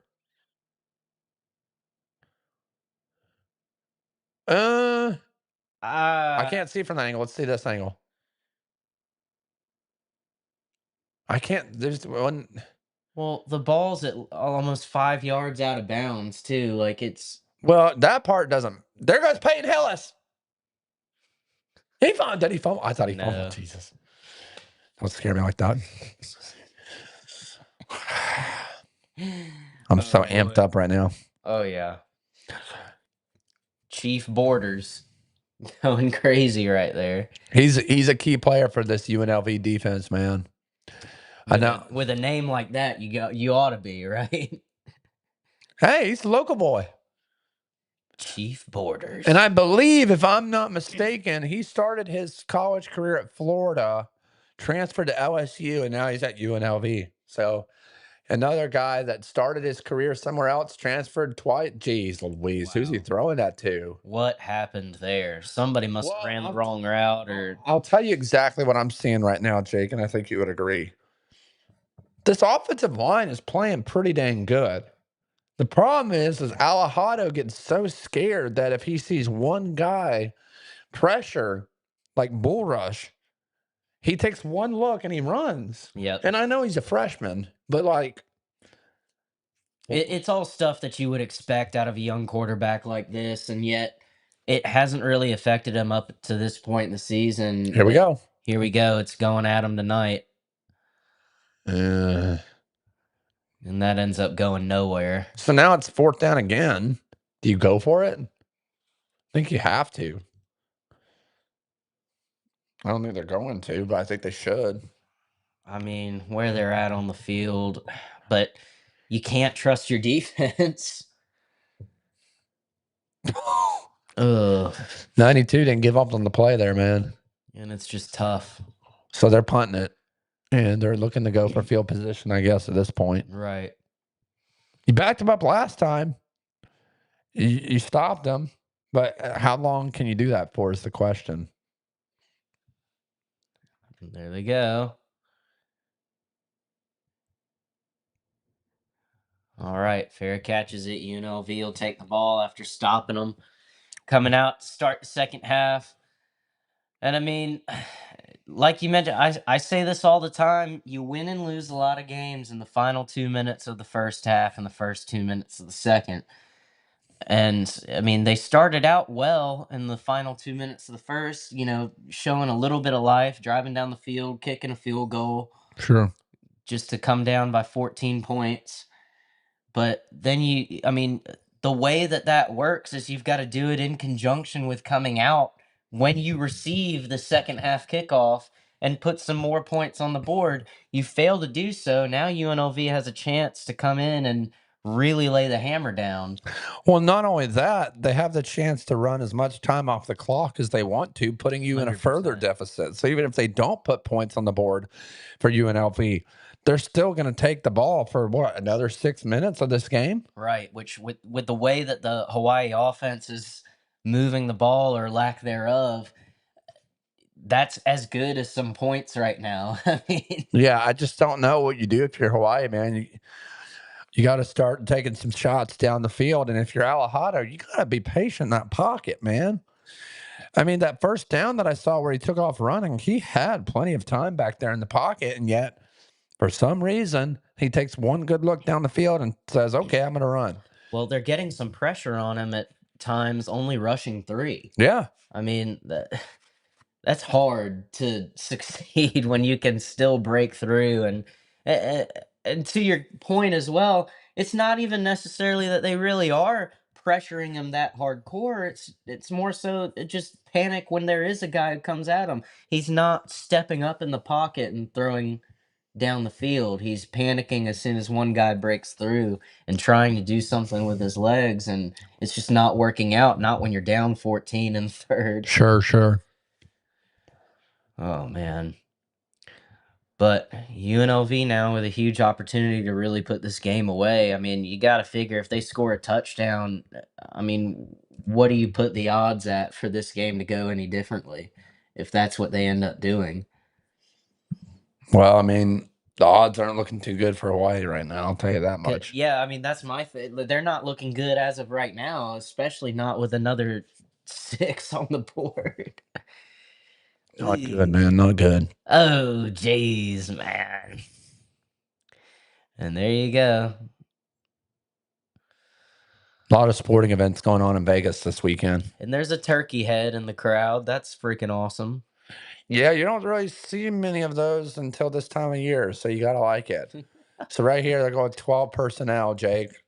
Heavy set. You got to think they're running it. And that's exactly what they're doing. I'm surprised they didn't take that outside because they haven't really been able to do much at the middle. But when they bounce it out, they get a lot of yards. But honestly, they get enough right there that's all you need. They get 5 yards. I mean, so, they're already doing better by staying ahead of the sticks. Dan Mullen looks exhausted. He looks like he's ready for this game to be over. He looks like he needs to pop himself a blue chew and get going, It's possible. It's very possible. We've seen it before. We've seen it enhance the performance of men all around the world. I think Dan Mullen could benefit from a blue chew right now. Oh, absolutely. There he goes.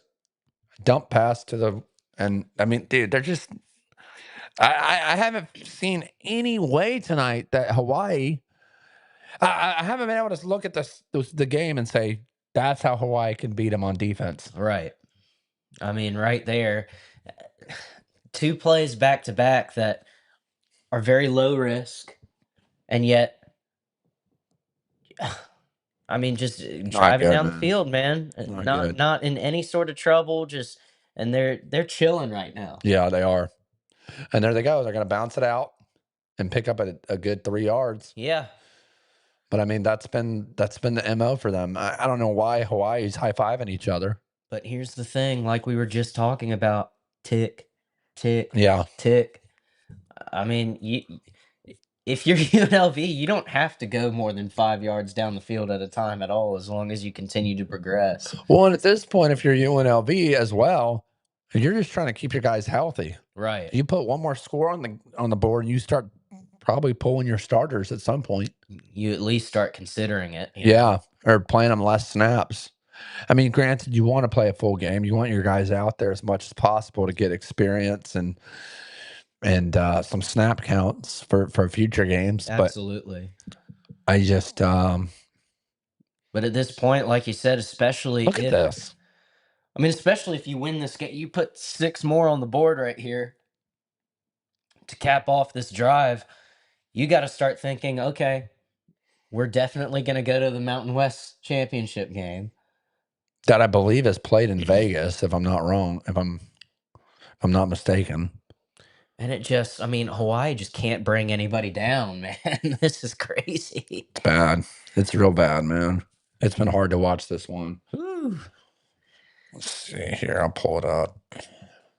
And I tell you what, man, this is not at all what I expected. I thought the Rainbow Warriors were going to come out with a lot more fire than this. And I mean, they even started the game much like how I expected the entirety of the game to go. It just hasn't continued since that initial drive.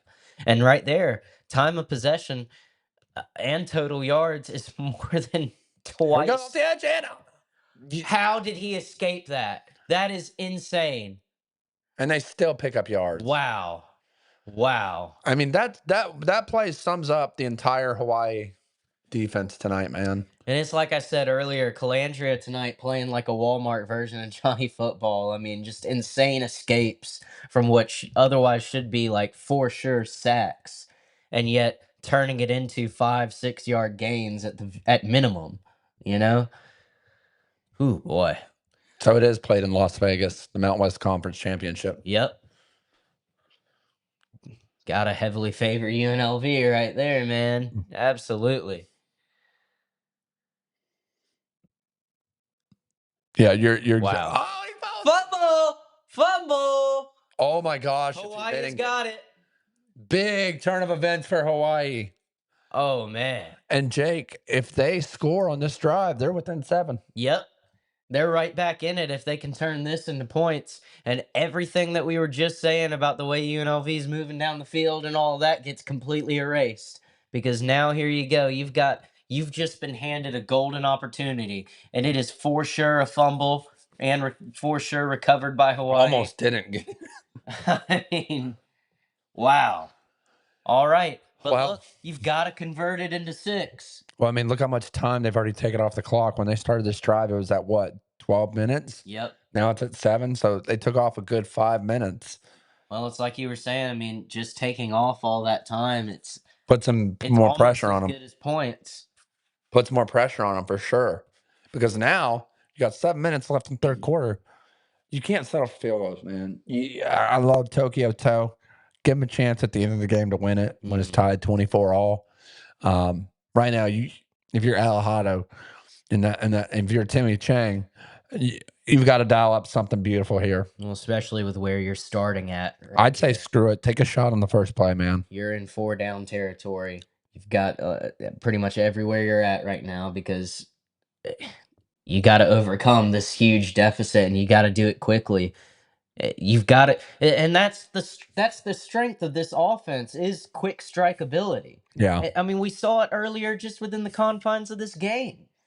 You know, that's been what their one touchdown has come off of.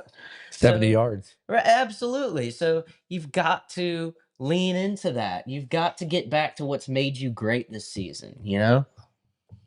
And my apologies. I got to plug this computer in before it. Plug it in. There we go. Plug it up. All right, we're good. All good? We're covered? Yep. Code 4, all clear. All clear. All clear. Oh, man. But we might have a game back on our hands here. God, I hope so. God, I hope so. Oh, please. I'm going to update our Twitter page while we go on commercial break here because we're getting back on Twitter. We already are back on Twitter, by the way. But now we're coming back with a vengeance. Yeah, we're pissed. Because we're TNT. Oi, the Riddler! Just when you don't expect it, boom! The Riddler shows up. And the Riddler, shout out to the Riddler, a very faithful listener here at Break the Huddle. We really appreciate you, the Riddler. Question, he said, quote, have you ever danced with the devil in the pale moonlight? Well, the sun comes up on my side of town. And a lonesome feeling comes through my door. Hey. And the whole wide world turns blue. Yeah. Take it away, Jake. I don't know the song. That's okay. All right. I don't even know if that was the right song, but it felt right. It was something. It was better than nothing. And I'll tell you who has danced with the devil in the pale moonlight. It's got to be the Rainbow Warriors right now, looking to get back in this game. Ooh, man. I don't know if that's the right song or not. And what did we say earlier, man? This was going to come down to penalties and turnovers. And, you got to take advantage when you got to strike while the iron's hot, I think I was singing Neon Moon. I think that was a completely different song. My apologies, Riddler. Oh, boy. We got a 3rd and short situation right here. What do you do? What are you drawing up right here, Nate? What are you trying to do? Well, I mean, hell, you got Peyton Hillis at running back. Send him up the middle. Yeah. For crying out loud, do a direct snap. Let's see what they got. What do you do? What do you do? Maybe do a little quarterback draw or something like that? No, I think you just gotta. I think you gotta I formation and give it to the big boy. Oh no! Oh, thank goodness he actually caught it. There you go. But a big first. Listen, that's a big first down for Hawaii. There, huge. They're gaining some momentum. Who the heck is that? I'm pretty sure. Is that the coach? I think.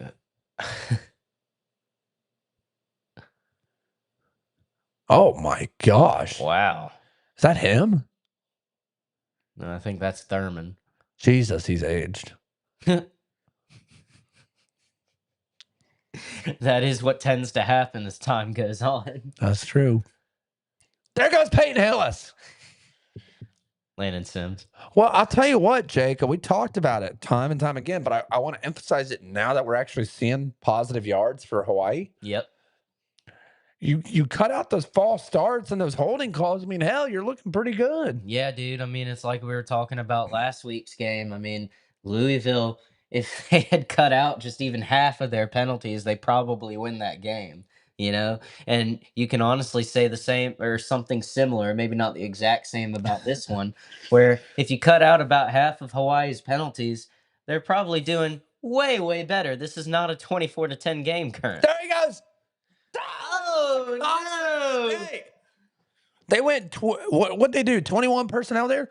The Riddler just said, oh, does the Riddler like bling? Woo! I don't know what he means by that. I guess he sees the chains and the, you know how like in that one song, we can go M for M, and then he goes, we can go bam, or no, he says we can go bam for band, and the other guy says we can go M for M. I think those are the wrong type of songs we should be trying to quote. Yeah. Yeah, we don't live that life. But I will say this: when you say the bling, we go watch for watch. We go watch for watch, baby. Well, watch this. Watch this. Here goes Alejandro, and almost snaps his leg, and boom, huge sack right there, taking him way back, probably almost taking him out of field goal range. The Raiders said, "quote No watches instead of the leaves." What?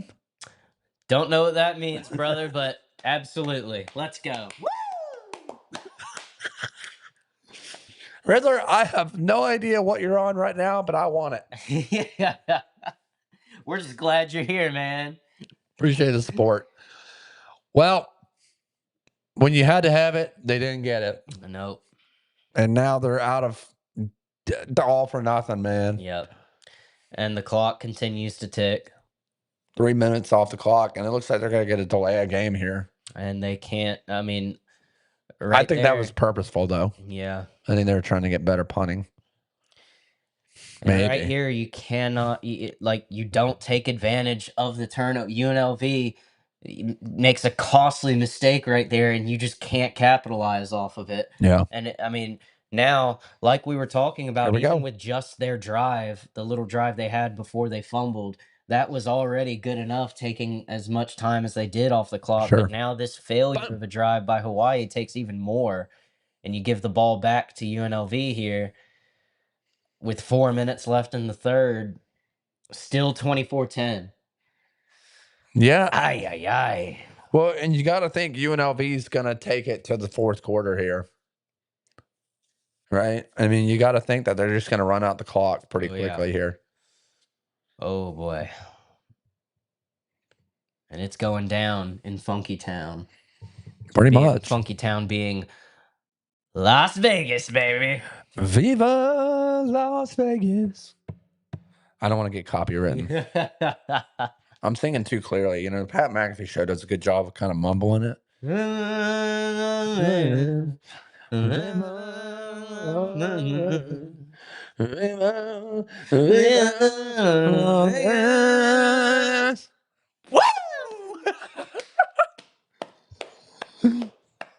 That was beautiful. Beautiful. That watch is the bling. Show off that thing, Riddler says. Let's see the watch, baby. Yeah. Bling blow. Come on now. You dig? Yeah. Oh, God. All right. All right. All right. All right. That's it. That's it. That's it. We tried. We tried. Unbelievable. It really is. It's crazy. What a game, though, huh? What a game. Well, and this second half, there hasn't been any points. Yeah. It's been a total flip. I want to see what the over-under has kind of did.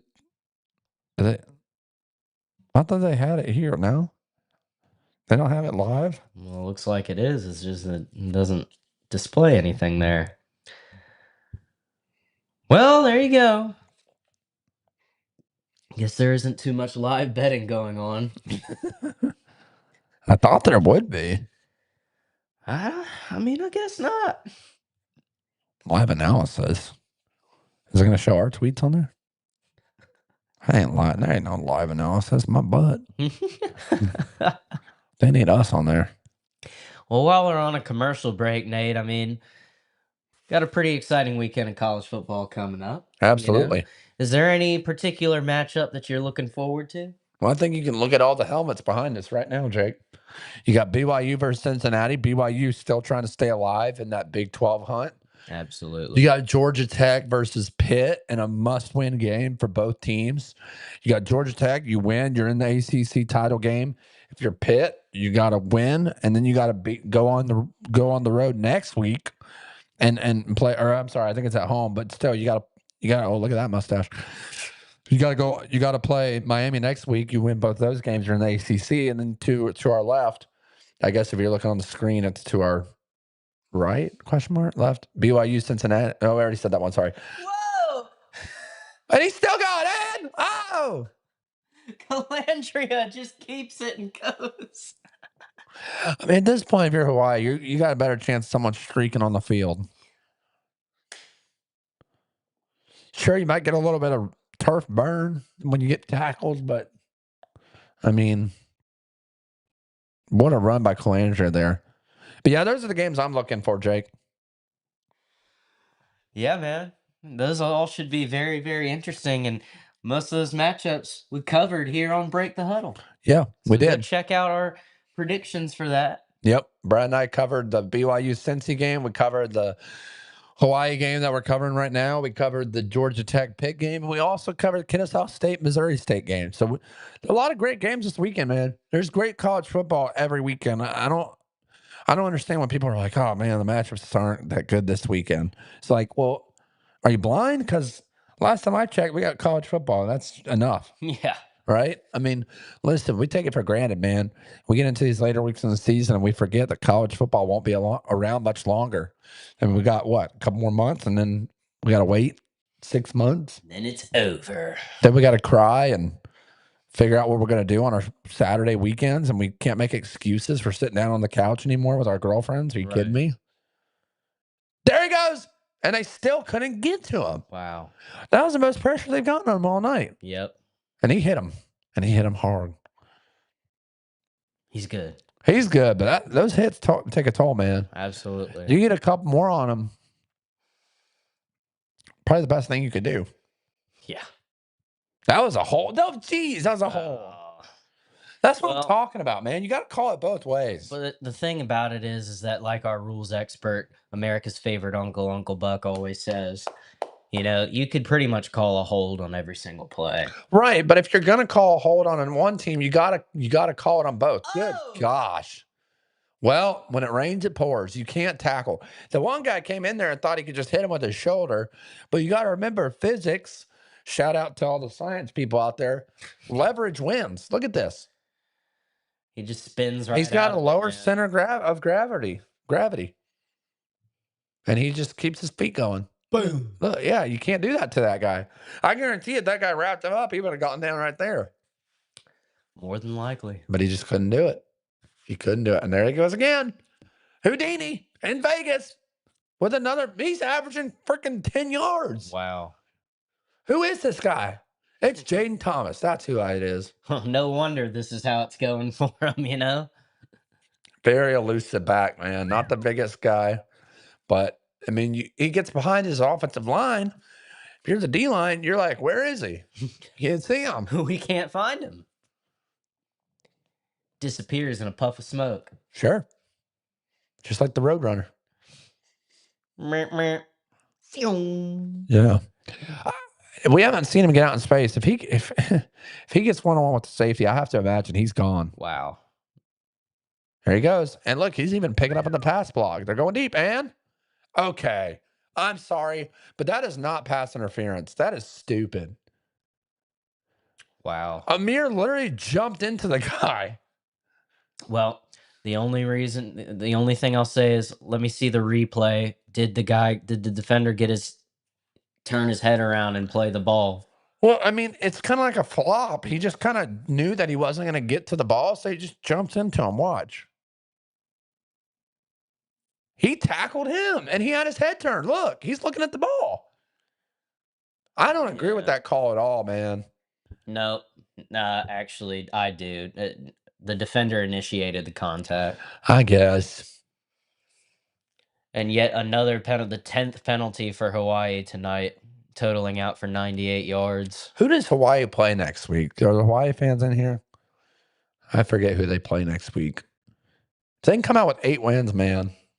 What a year. It's still impressive. Very impressive. I mean, even what they've done up to this point. Is he good? Yeah, he's good. You think he's just tired? He's a little banged up, but he's fine.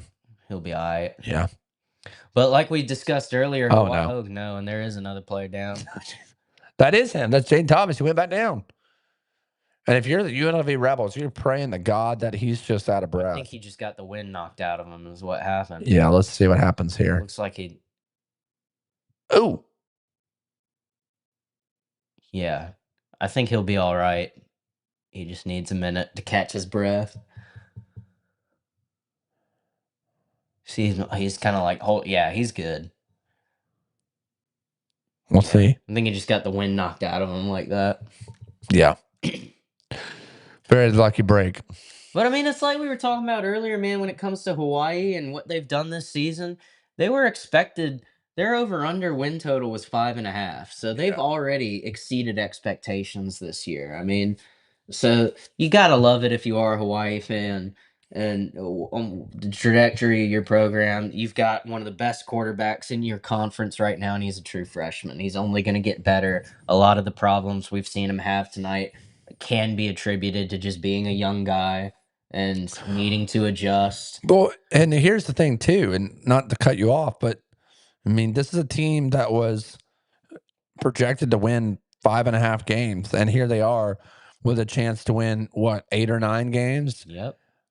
And to your point, young quarterback, you don't have to win 10 games every year if you're Hawaii. No. If you can consistently make a bowl game every year, that's great. You're doing what you can, and you're doing it well. If that's where you're at. Now you've got to get to that point and Yeah. start achieving but to that again, your expected was 5.5. You've already exceeded expectations for this year. Now next year you've got to continue to make a jump, especially Probably going to be 6.5 wins. Yes. Over under, which is fair.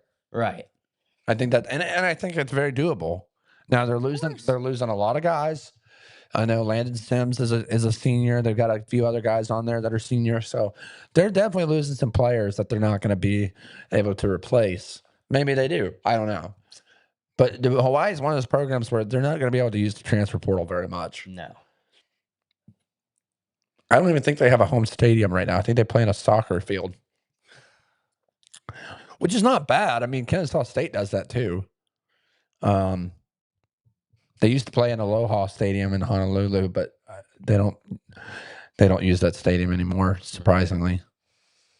Unbelievable. Maybe logistically it wasn't worth it. And he's okay. Jaden Thomas. He was down a while though, man. Yeah. They're smiling. He's fine. He'll be all right. Look at that guy with slick back hair. You think he's involved in the mafia at all? If he isn't, then he should be. Yeah. So here we go. Empty formation. 5 wide. I hate that. I love it. And it's beautiful. Oh, my gosh. He got stuffed at the 2. Good hit. Yeah. Just first down. That's the best. That was the best play Hawaii's made all game. Yeah. Look at this hit. Squares up. Bam. I don't know what Bradley thought there at the wide receiver position for UNLV. I don't know what he thought trying to truck that guy. Yeah, well. But he found out very quickly that was not the right move. And it looks like they're going to let this go into the fourth quarter. What did I tell you? Yep. Starting with 1st and goal. Yeah, they're going to start they're going to start the fourth quarter with a touchdown. Yeah. Not good, man. Not good. This could get out of hand. UNLV looking to put this game away early. Jeez Louise, man. And it comes off of an immediate drive off of Hawaii failing to capitalize on UNLV's fumble. So at that point, you got to figure there's little to no wind in the Rainbow Warriors' sails. Awful. In order to finish this game. Awful. But again, it's like we were just talking about, it's not an indictment on this program because you have already overachieved and you are you're going to be fine in the coming years under this coaching staff and with this quarterback, But UNLV, on the other hand, they're looking to take control of the Mountain West with a win like this. And they absolutely have the players and the coaching staff in order to really make waves with that. I don't see who else beats them in the Mountain West. I mean, I'll pull up the standings real quick because I'm even more interested to see. But I know as of now, Hawaii and UNLV lead the Mountain West right now. So it's only going to get even more of a deficit for UNLV. I mean, what I mean by that is they're going to have even of a greater lead now. Oh yeah. So let's check out the standings. Let's take a look. So actually, looks like UNLV is going to be right up there with San Diego State. But see, here's the thing. Hawaii beat San Diego State. Yep. I don't know how this plays out, man. I'll tell you this much. If San Diego State had beat Hawaii, I'd still have them as my favorite to win the group of 5. I know other people have North Texas. The American Athletic Conference gets way more love. I don't know if that's because Boise got blown out the last year in the Mountain West in the playoff, but I think you got to give a little bit more credit, man, to these guys in the Mountain West. They're fighting tooth and nail. Absolutely. But again, UNLV, yes, the conference standings, but look at that, 8-2 overall. Mm-hmm. They're right up there with San Diego State. So, interested to see how this one plays out. But yeah, it's probably going to come down to San Diego State and UNLV, man. That'll be interesting. Got to give credit to Fresno State too, with Matt Ince as their head coach. Matt Ince obviously was the former head coach at North Dakota State. Took the defensive line job for USC last two years ago, and now he's led his Fresno State team in his second year, question mark, at Fresno to a 7-3 record, 4-2 in the conference. So, got to give props to Matt Ince and those guys over there. Absolutely. Well, they can't get the banner. Fans can't seem to get the banner working in the stands. But I'll tell you one thing: this UNLV offense knows what they're doing. Look at this. What is this? 13 personnel? I don't know why. Well, Wow. and an immediate touchdown to start out the fourth quarter. And I'll tell you this, Jake. I was just about to say I don't know why they don't run the ball there, and that just goes to show you it doesn't matter what they do; they're going to score. Yep. Awful. But hey, UNLV doing exactly what they need to do. Yeah. And they've pretty much put this game away with that. Finna be up by 21 to start out the fourth. After both teams went scoreless in the third. Yeah, this is getting ugly real quick. I need to update the score.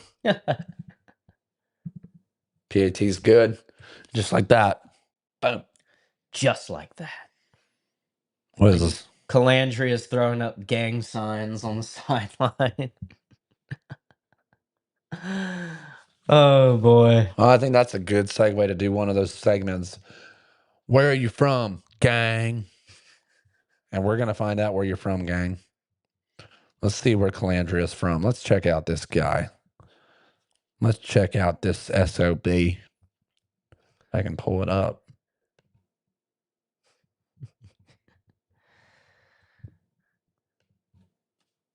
Let's see right here. St. Petersburg, Florida? Get out of here, man. You ain't that hood. Oh, my God.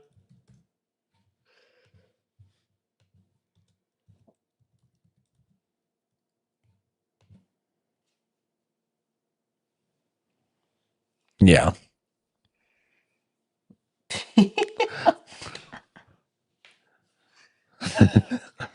Well, interesting. Yeah, I don't know what he's doing. Calandria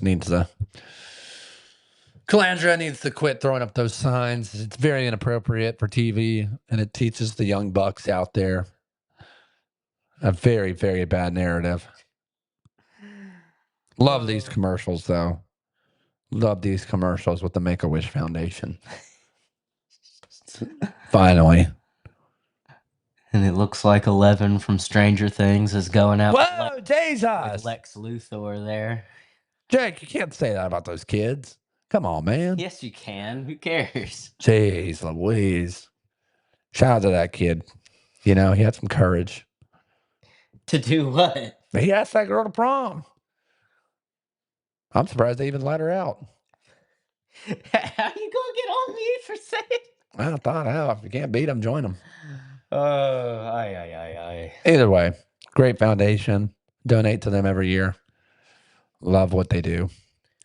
We love it. We absolutely love it. Oh, boy. Jay, you think USC's got a chance against Oregon while we're on commercial break here? I think they absolutely have a chance, but I'll be honest with you, Oregon's my pick to win the Natty this year. Okay. So I really think that even though it wouldn't be fair to say that USC does not have a chance against them, they absolutely do. I just think Oregon's just the superior team all around, and they're going to end up coming out on top. I really like the storyline of last year. Oregon beats Ohio State by a pretty good margin in the regular season, but then embarrassingly loses to them in the playoff. I think this year they have a reversal of fortunes. They lose to Indiana, which is their one loss in the regular season.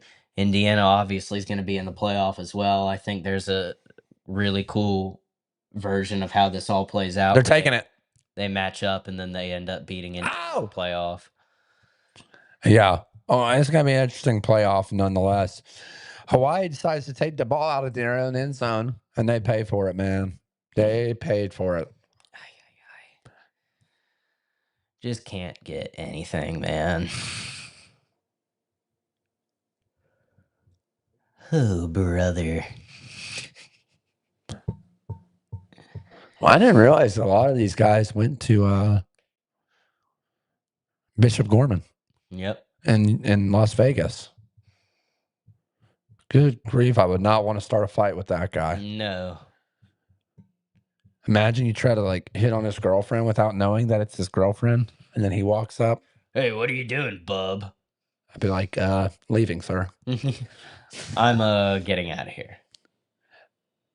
Oh! I feel like it would have been better just continuing to run. Yeah, it probably would be better for Hawaii to do a lot of things differently.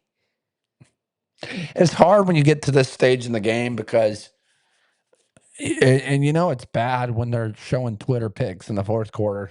Yeah. That's when you know the game's pretty much sealed. Give credit to Hawaii. They're not giving up. And when it rains, it pours, man. Still can't get a first down there, so the clock continues to run the entire time. Ooh, boy. They have more penalty yards than they do actual yards. Man. 98 penalty yards, 90 total yards since their first drive, I should say. So including the first drive, they still have more yards than penalty yards. But outside of that, 25 total yards in the second half. That's just not going to get it done. And they still can't get a first down on 3rd and 1. Ooh, boy.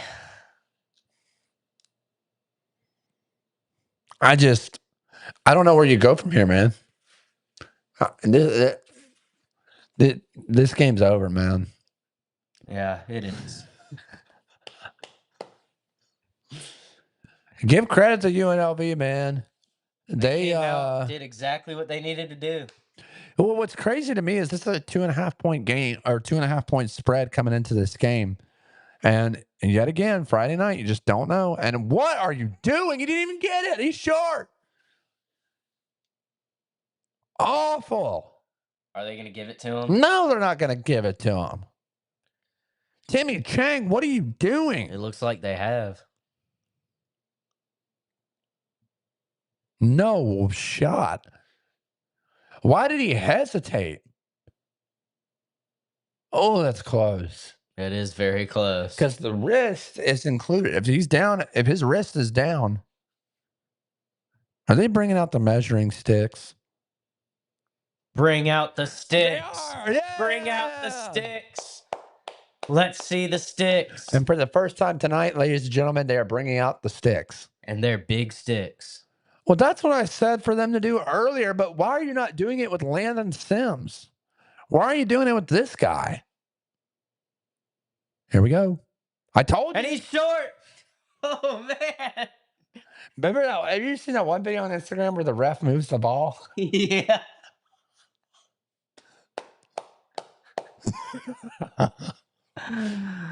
And the UNLV fans are excited. They know that just sealed it.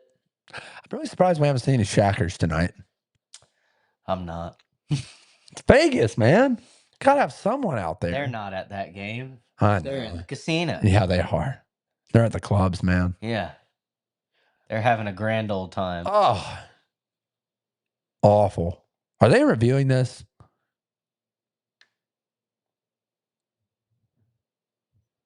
Is Timmy Chang really taking the time? Oh, my God. Official review. Dang, with this guy in charge, there's no telling. There's no telling what's going to happen, man. I think his arms have more circulation than his brain does. Look at that play sheet, man. That's it. Yikes. And I'll tell you what, Outside of any penalties or turnovers, time of possession, yards, and What? scoring, What? none of that matters. Sure. You know what really matters? You want to know the big reason why UNLV is winning this game? Because they're not committing penalties. No. It's because on Dan Mullen's headset, he is raising canes on the side of it. He needs Blue Chew. I don't know why they're reviewing this. The guy was obviously down. It was the best spot we've seen all night long by the refs. They're looking at the wrong things. They're looking at his knees. It's not about his knees. His wrist is down. If the wrist is down, he's down. These officials don't know what they're looking at. They have no freaking clue. Nope. Nada. Awful. Nada. Awful officiating. I don't think it's been that bad, but it certainly could be better. His wrist is down right Yeah, there. I'm not talking about the left. I'm talking about the right. He's very clearly down with the ball right It is there. a lot closer than I thought, though. I'll give him that. But he's still short. Well, regardless, it's like we talked about earlier. Is there enough evidence to overturn the call on the field? And I just don't think there is. Well, there's Steve Strimling, worst officiator ever. Well, to be fair, everyone who's not America's favorite uncle is a terrible rules analyst. Absolutely. Here we go. Yep, upheld. There you go. And ladies and gentlemen, the UNLV Rebels. Yeah, I mean, they've been dominant, man. There's no other way to put it. As much as we want to, give love to this Hawaii team, we thought they'd have a better shot coming into this one. They were up 7-3 at one point, which is crazy to think about. Yeah. I don't blame the defense. I got to be honest with you, Jake. This is one of those scenarios where the offense hasn't done anything. I mean, this Hawaii defense has been on the field the entirety of this game. Hawaii's offense has been UNLV's best defense. And there he goes. And he's gone. Wow. Just like that. 38-10. JoJo Earl. And this has gotten really out of hand now. There's some Shackers. I see them. And Hawaii players are cursing at each other on the field. Oh, no. That is not good. Ooh. Calandry is down. What in the world? He seems little gimpy getting up there. I gotta see. What was he doing? Throwing a block? Is he stupid? He's way over here. What happened? What did he do? Celebrate? I don't know what just happened right there, and what terrible TV crew. Like, you're showing us the quarterback is apparently injured, but you don't show us what happened or what. Like, I think he celebrated and got injured. I think he celebrated and got injured. I got to give a quick shout. It looks like they might show it here. Here we go. what an idiot! The only other person I've ever seen do that, and shout out to Marty. Marty did that once. We got a sack on the play. He was coming off of a torn ACL. Came down, buckled his knee, and he's done for the year. Now he's selling vending machines at adult clubs in Atlanta. What in the world just happened? I knew that's what happened because there's no way he was in that play. An assistant coach took him out, man. Do you think that coach gonna get fired? I think that was a quarterback's coach. He's going to take a lengthy suspension. I mean, let's just hope. I think at this point, you got to take him out now. Oh, brother. I want to see what happens next because he's obviously done for the game. Alex Orji, who transferred in from Michigan, is out for the year. So now they got to go to the third string guy. But keep in mind, Calandria wasn't even supposed to start this year. No. And how funny is it that Matthew Sluka What an idiot. What a piece of crap, man. Matthew Sluka left the program middle of the year last year. You remember this? Yep. He thought he was worth 1.5 million, and now he's the backup quarterback for James Madison. What a joke. Serves him right, man. I guess you could say he really took a gamble. But yeah, that's probably been the weirdest thing that's happened all game. He's celebrating, got hurt. You know they're going to give an update when we get back. Oops. I mean, they need to. We need to know what's going on with him. We'll keep an eye on that for you guys here at Breakdown After Dark.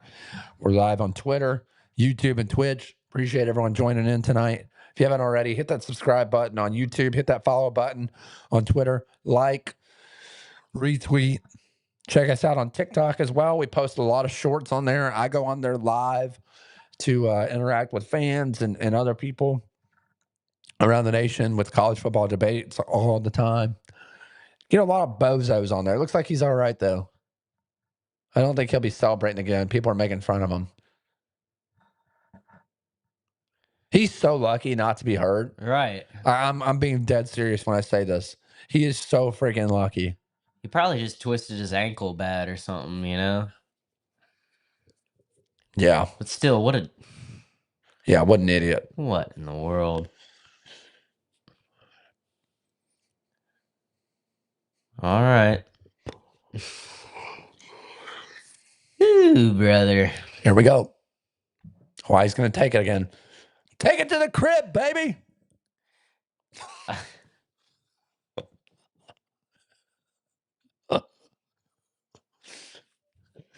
Get stopped immediately. Watch this. What an idiot. Oh, of course they don't show it.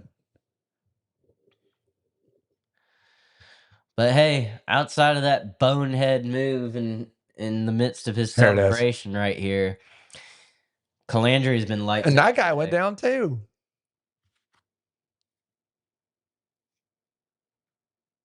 Did you see his face change when he was like, "Oh crap, did I hurt my quarterback?" Yeah. Well, if you're Hawaii here, you're just playing for pride. Yeah. But I mean, This is bad. you're down 28 to a team. It's crazy to think that like 15 minutes ago in football time, Right. this game was only a 14-point game. Right. Boy, did it get out of hand quickly. It went nuts. Now they get it first. And they still, UNLV still has their starting defense out there, by the way, because I saw Jake Pope. Right.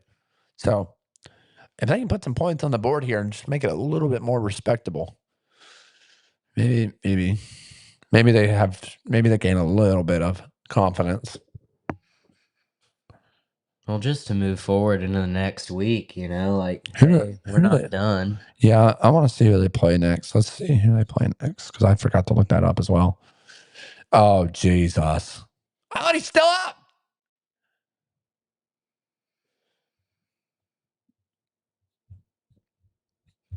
Who do they play next? Let's see. And there's the Swinger Trophy. The Island Showdown. Well, they finish out with a very winnable game against Wyoming. For sure. Like, Wyoming's not that great this year. So they're favored to win that game. And they should be. Oh, my gosh. Landon Sims just got his head taken off. Wow. And they play at Hawaii. So there you go. So all in all, this should be an 8-win team to finish out the year. Which would be massive. Watch this hit right here. Boom.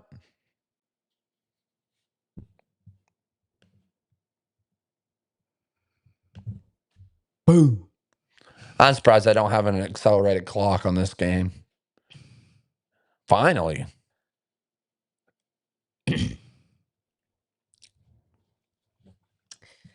Oh, boy. And that's just the way that it goes, man. That is the way that the cookie crumbles. And you can see it in their faces on the sideline. It's, ugh. Demoralizing. Oh, yeah, for sure. Like I said, you gotta. It's hard to stay motivated in situations like this. But that's what I'm saying. Like right there, he has time to throw, but he just doesn't. And finally, you see him start to. I don't know what you would call it. Start to what? Like respect the fact that he actually has time back there. We'll just remain calm, Yeah. stay in the pocket, Trust his O line. step up, make a throw, Sure. even if it is just a check down. I like those sweatshirts, by the way. There he goes. All right. Starting to throw a little bit. Oh my gosh, he almost got hurt. Starting to show a little bit of the reason. You like those sweatshirts right there, the bows? I like them. I don't like the way that idiot's wearing it. Yeah, I'm not really sure what he's doing there. It's kind of like where a girl wears one of those dresses that can, either go over the shoulders or like she hangs one sleeve down to show off a little cleavage. And there you go. Oh my gosh. Well, they're still fighting, man. Listen, as long as they're still fighting, I'll stay awake for this game. Because I got to be honest with you, Jake, and I don't say this very often, but I'm not ready for this game to be over. It's hard. Like, yeah. If you're watching, we really appreciate you watching. And we're going to continue to call this game throughout the fourth quarter. But, man, you don't understand how hard it is to call a game until you call a 4-hour game. Like, it's a lot. Oh, my gosh. And he got blown up in the backfield there. Oh, my Targeting. God. No, not targeting, roughing the passer because he hit him in the head. This could be huge if they call this targeting. It's not going to be huge. Let's see what they call. If you're Hawaii, though, man, you got to get Alahado out of here. Like, yeah, you can't let him take hits like that. He won't play another snap of football. Oh my gosh, where are you from, gang? Yeah, it won't be targeting, but it will be roughing the passer for hitting the quarterback high. Let's see. You never know with these refs, man. I'm telling you. Well, no one lowered their helmet, it didn't look like. But if it's helmet to helmet, it doesn't matter. You have to fit the criteria for it. Let's see. Just because your helmet's touched doesn't I agree. make it targeting. Let's see what they call here. Just interesting. Jeez, how long does it take? Dude, how long does it take to make a call? What are they doing? This is exactly why I hate this officiating crew. Even this guy's pissed. He's like, they're taking so long, I'm not even concussed anymore. Even I've sobered up. I got all my memories back. Yeah. In fact, I gained more. Here we go. Let's see what happens. Dude, this reffing crew is a joke.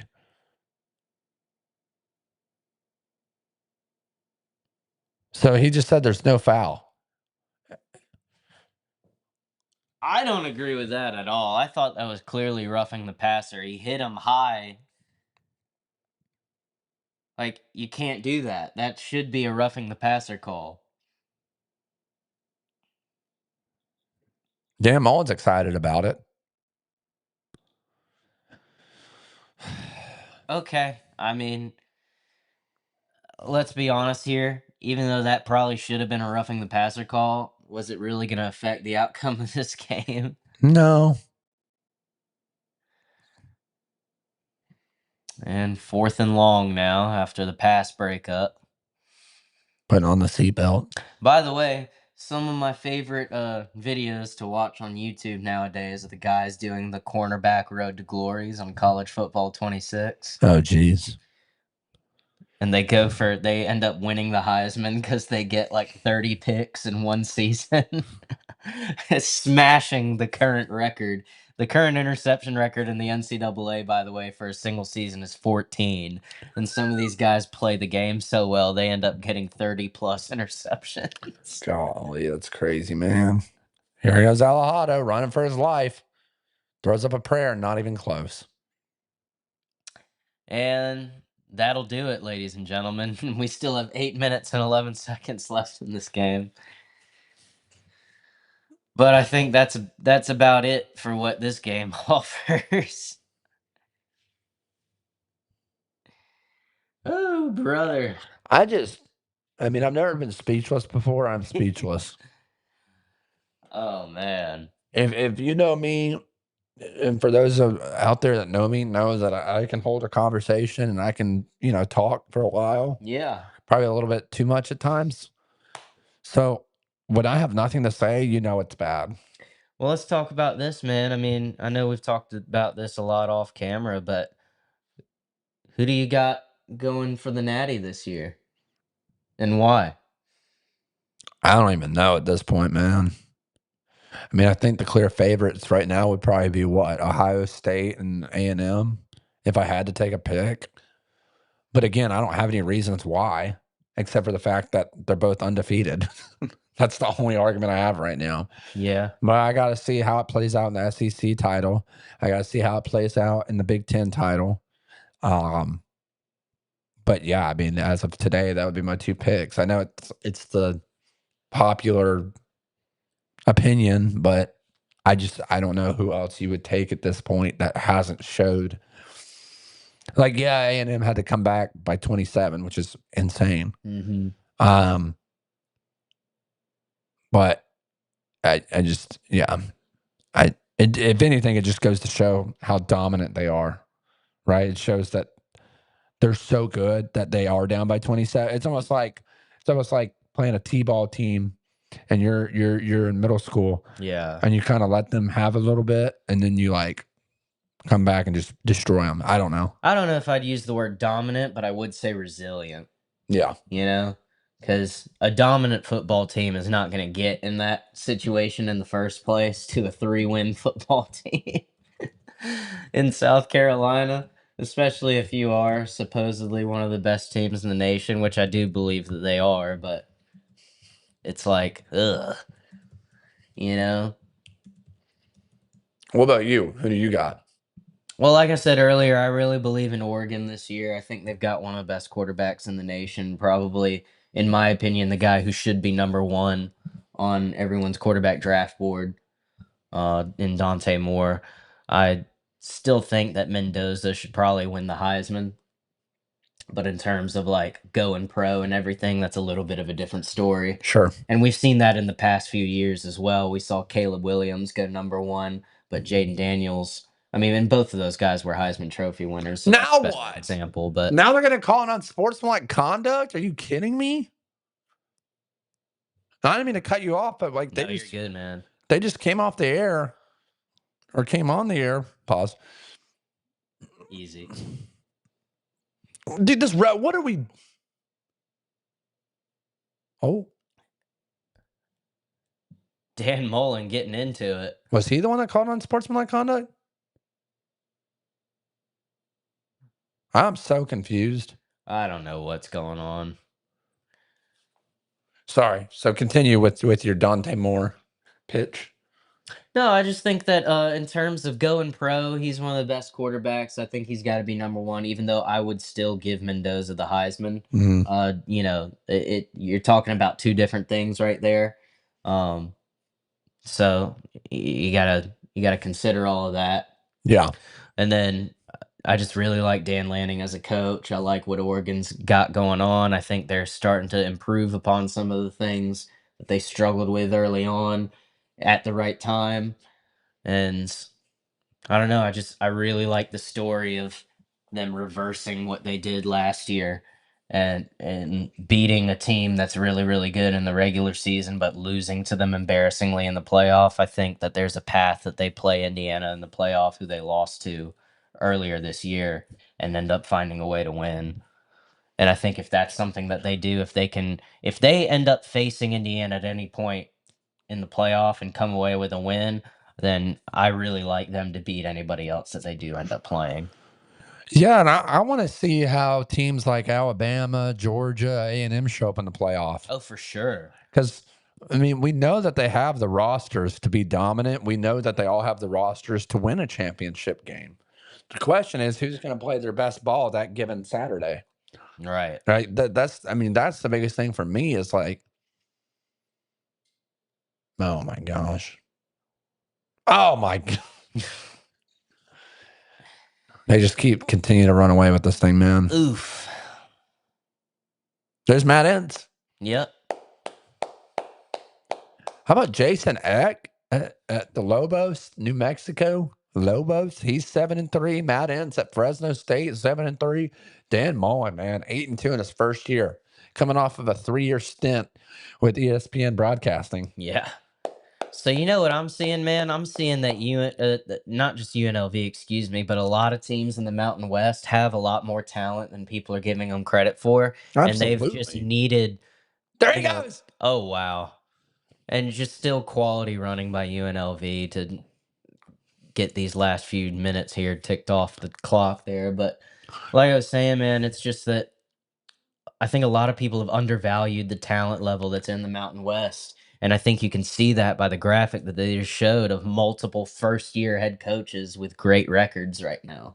Yeah, You know? absolutely. Absolutely, man. Yeah, and same thing with the American Athletic Conference. And granted, they're getting a lot more love right now. Look True. at this. Look at that. Total yards. More than twice. Hawaii, 208. UNLV, 451 and some change now. Ooh, brother. And the name of the game for UNLV is stay in bounds. Yeah, they're just running out the clock at this point, man. I still don't know what that unsportsmanlike conduct was on. I have no clue as well. I guess they just didn't really care about it at this point. It didn't really make a difference. No.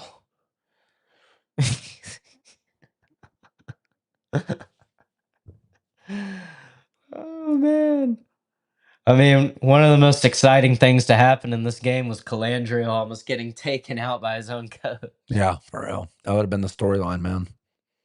They got the backup in now. Who is that?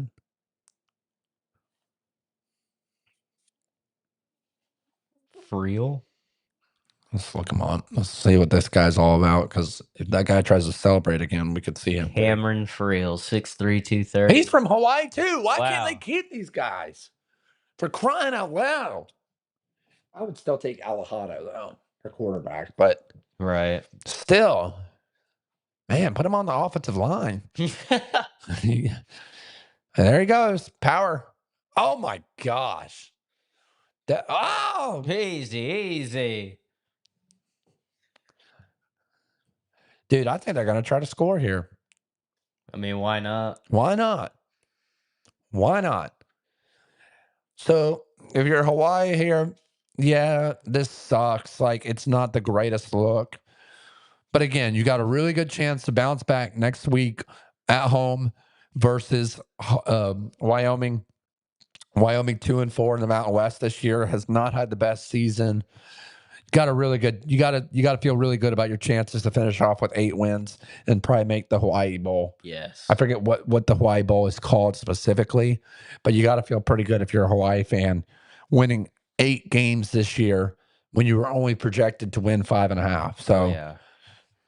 I mean, you've had a super successful season, even if you somehow don't come away with a win against Wyoming. And I mean, that's pretty likely that you will. So you're going to have an even more successful season when it is all said and done. I got to be honest with you. And I'm going to talk about UNLV.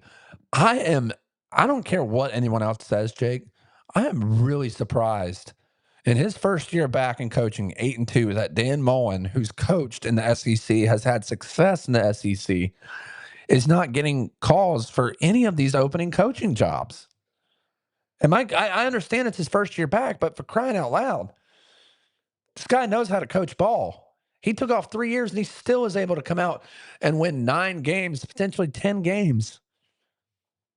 I mean, you got to love it. But also, if you are having this level of success in the Mountain West, I mean, I would say sustain that for a couple years and really, because as of right now, you probably could get one of those jobs. Well, to me, it's like, and maybe he just doesn't want it because it's not that much of an upgrade. No disrespect to this program.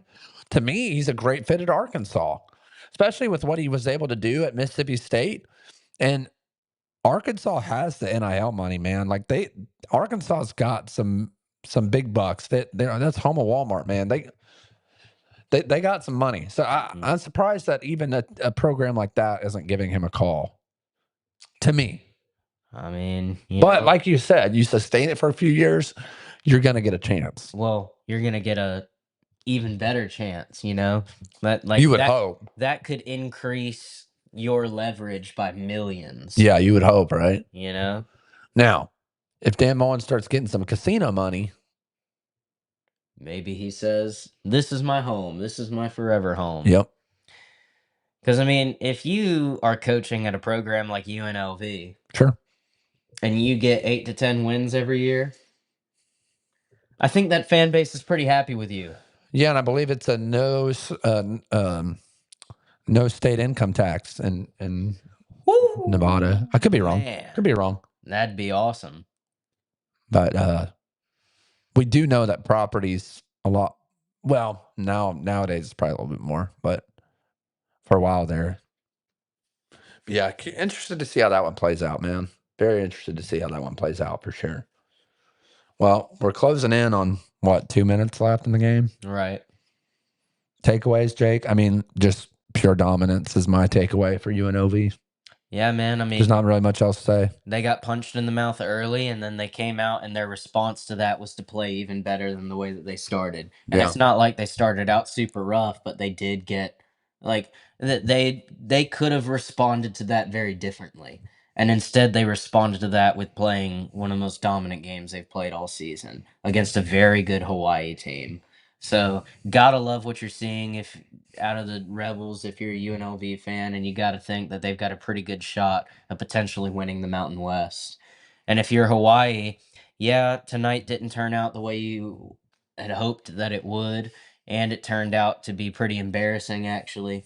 And yet, you still got to love where you're at as a program and where you're headed.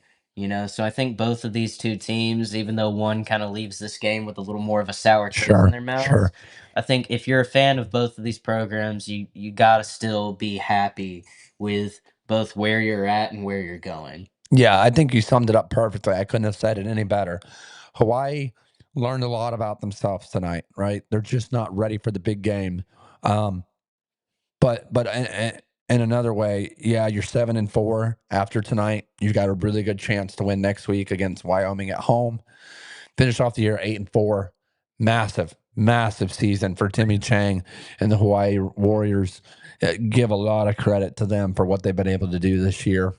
No one expected it. And then on the other side, Dan Mullen, man, just proving people that, hey, you put us out to win what, 8.5 games? Yep. Well, guess what? Tonight we beat it. They're 9-2 heading into next week, and I don't know who they play next week. I'd have to look it up. But yeah, like you said, you got to feel really dang good if you're UNLV as well. I mean, this was a massive victory.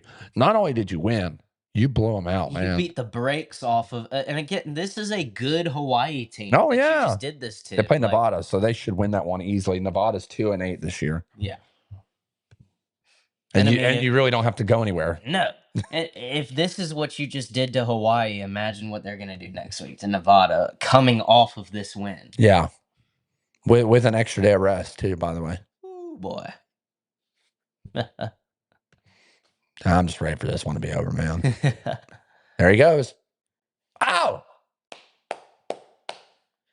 Tell you what, we know one thing. This guy can't throw because all he's done is run quarterback power.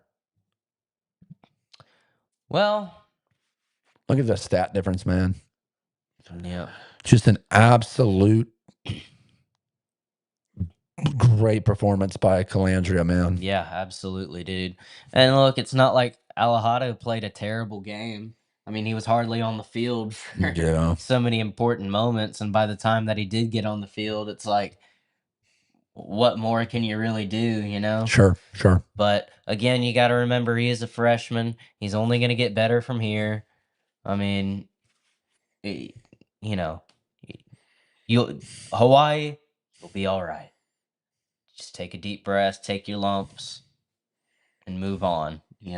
Yeah, you lost to the best team in the conference tonight. You potentially lost to the Mountain West champions. So, I would venture to say, putting them against San Diego State and seeing what Hawaii did against San Diego State, I'd take the UNLV Rebels tonight if I had to. Yes. If I had to choose, yeah, UNLV would be my favorite for sure.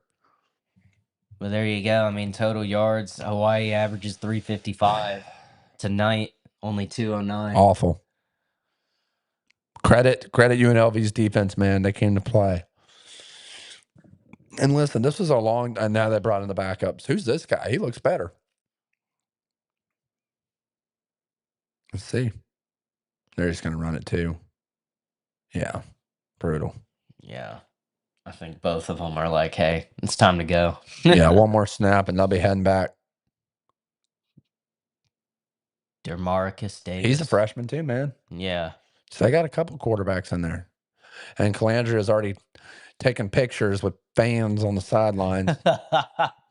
I believe I read in the media credentials that, quote, unless you have been in contact with that team, you are not allowed to do interviews or pictures with the players or coaches. So they just violated the rule. Wow. There goes the quarterback. Goodness gracious. Great run. But looks like that's going to do it. That's going to be the last play of the game.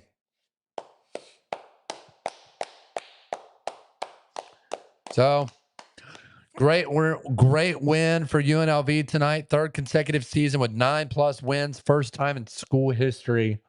Jake, Dan Mullen's got to feel really, really good right now, man. Oh, and yeah. This was the perfect spot to revitalize his career, and he's doing just that.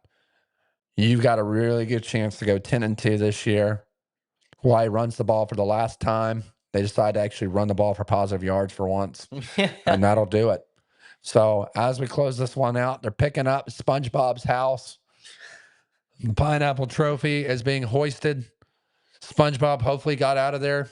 Maybe he got evicted.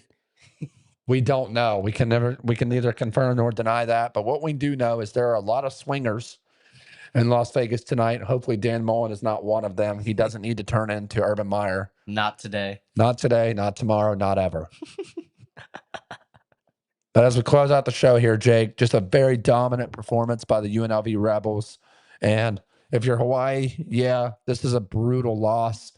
But again, you've got a great chance next week at home to finish off season 8-4, make a very respectable bowl game. And if you're UNLV, listen, celebrate this one tonight, hoist the pineapple, and then tomorrow you got to move on because, listen, you got a pretty easy Nevada game next week, but then it's really showtime, man. It's showtime. Jake, any final thoughts before we close out? What a game. Yeah. Offensive performance. Yeah, absolutely. And this is the way Friday nights go, man. Always something unexpected. This was a close spread, ended up being not a close game. And I mean, what else can you say but Friday night college football? This is how it goes. Doesn't get any better. Live here on Break the Huddle. After dark. After dark, baby.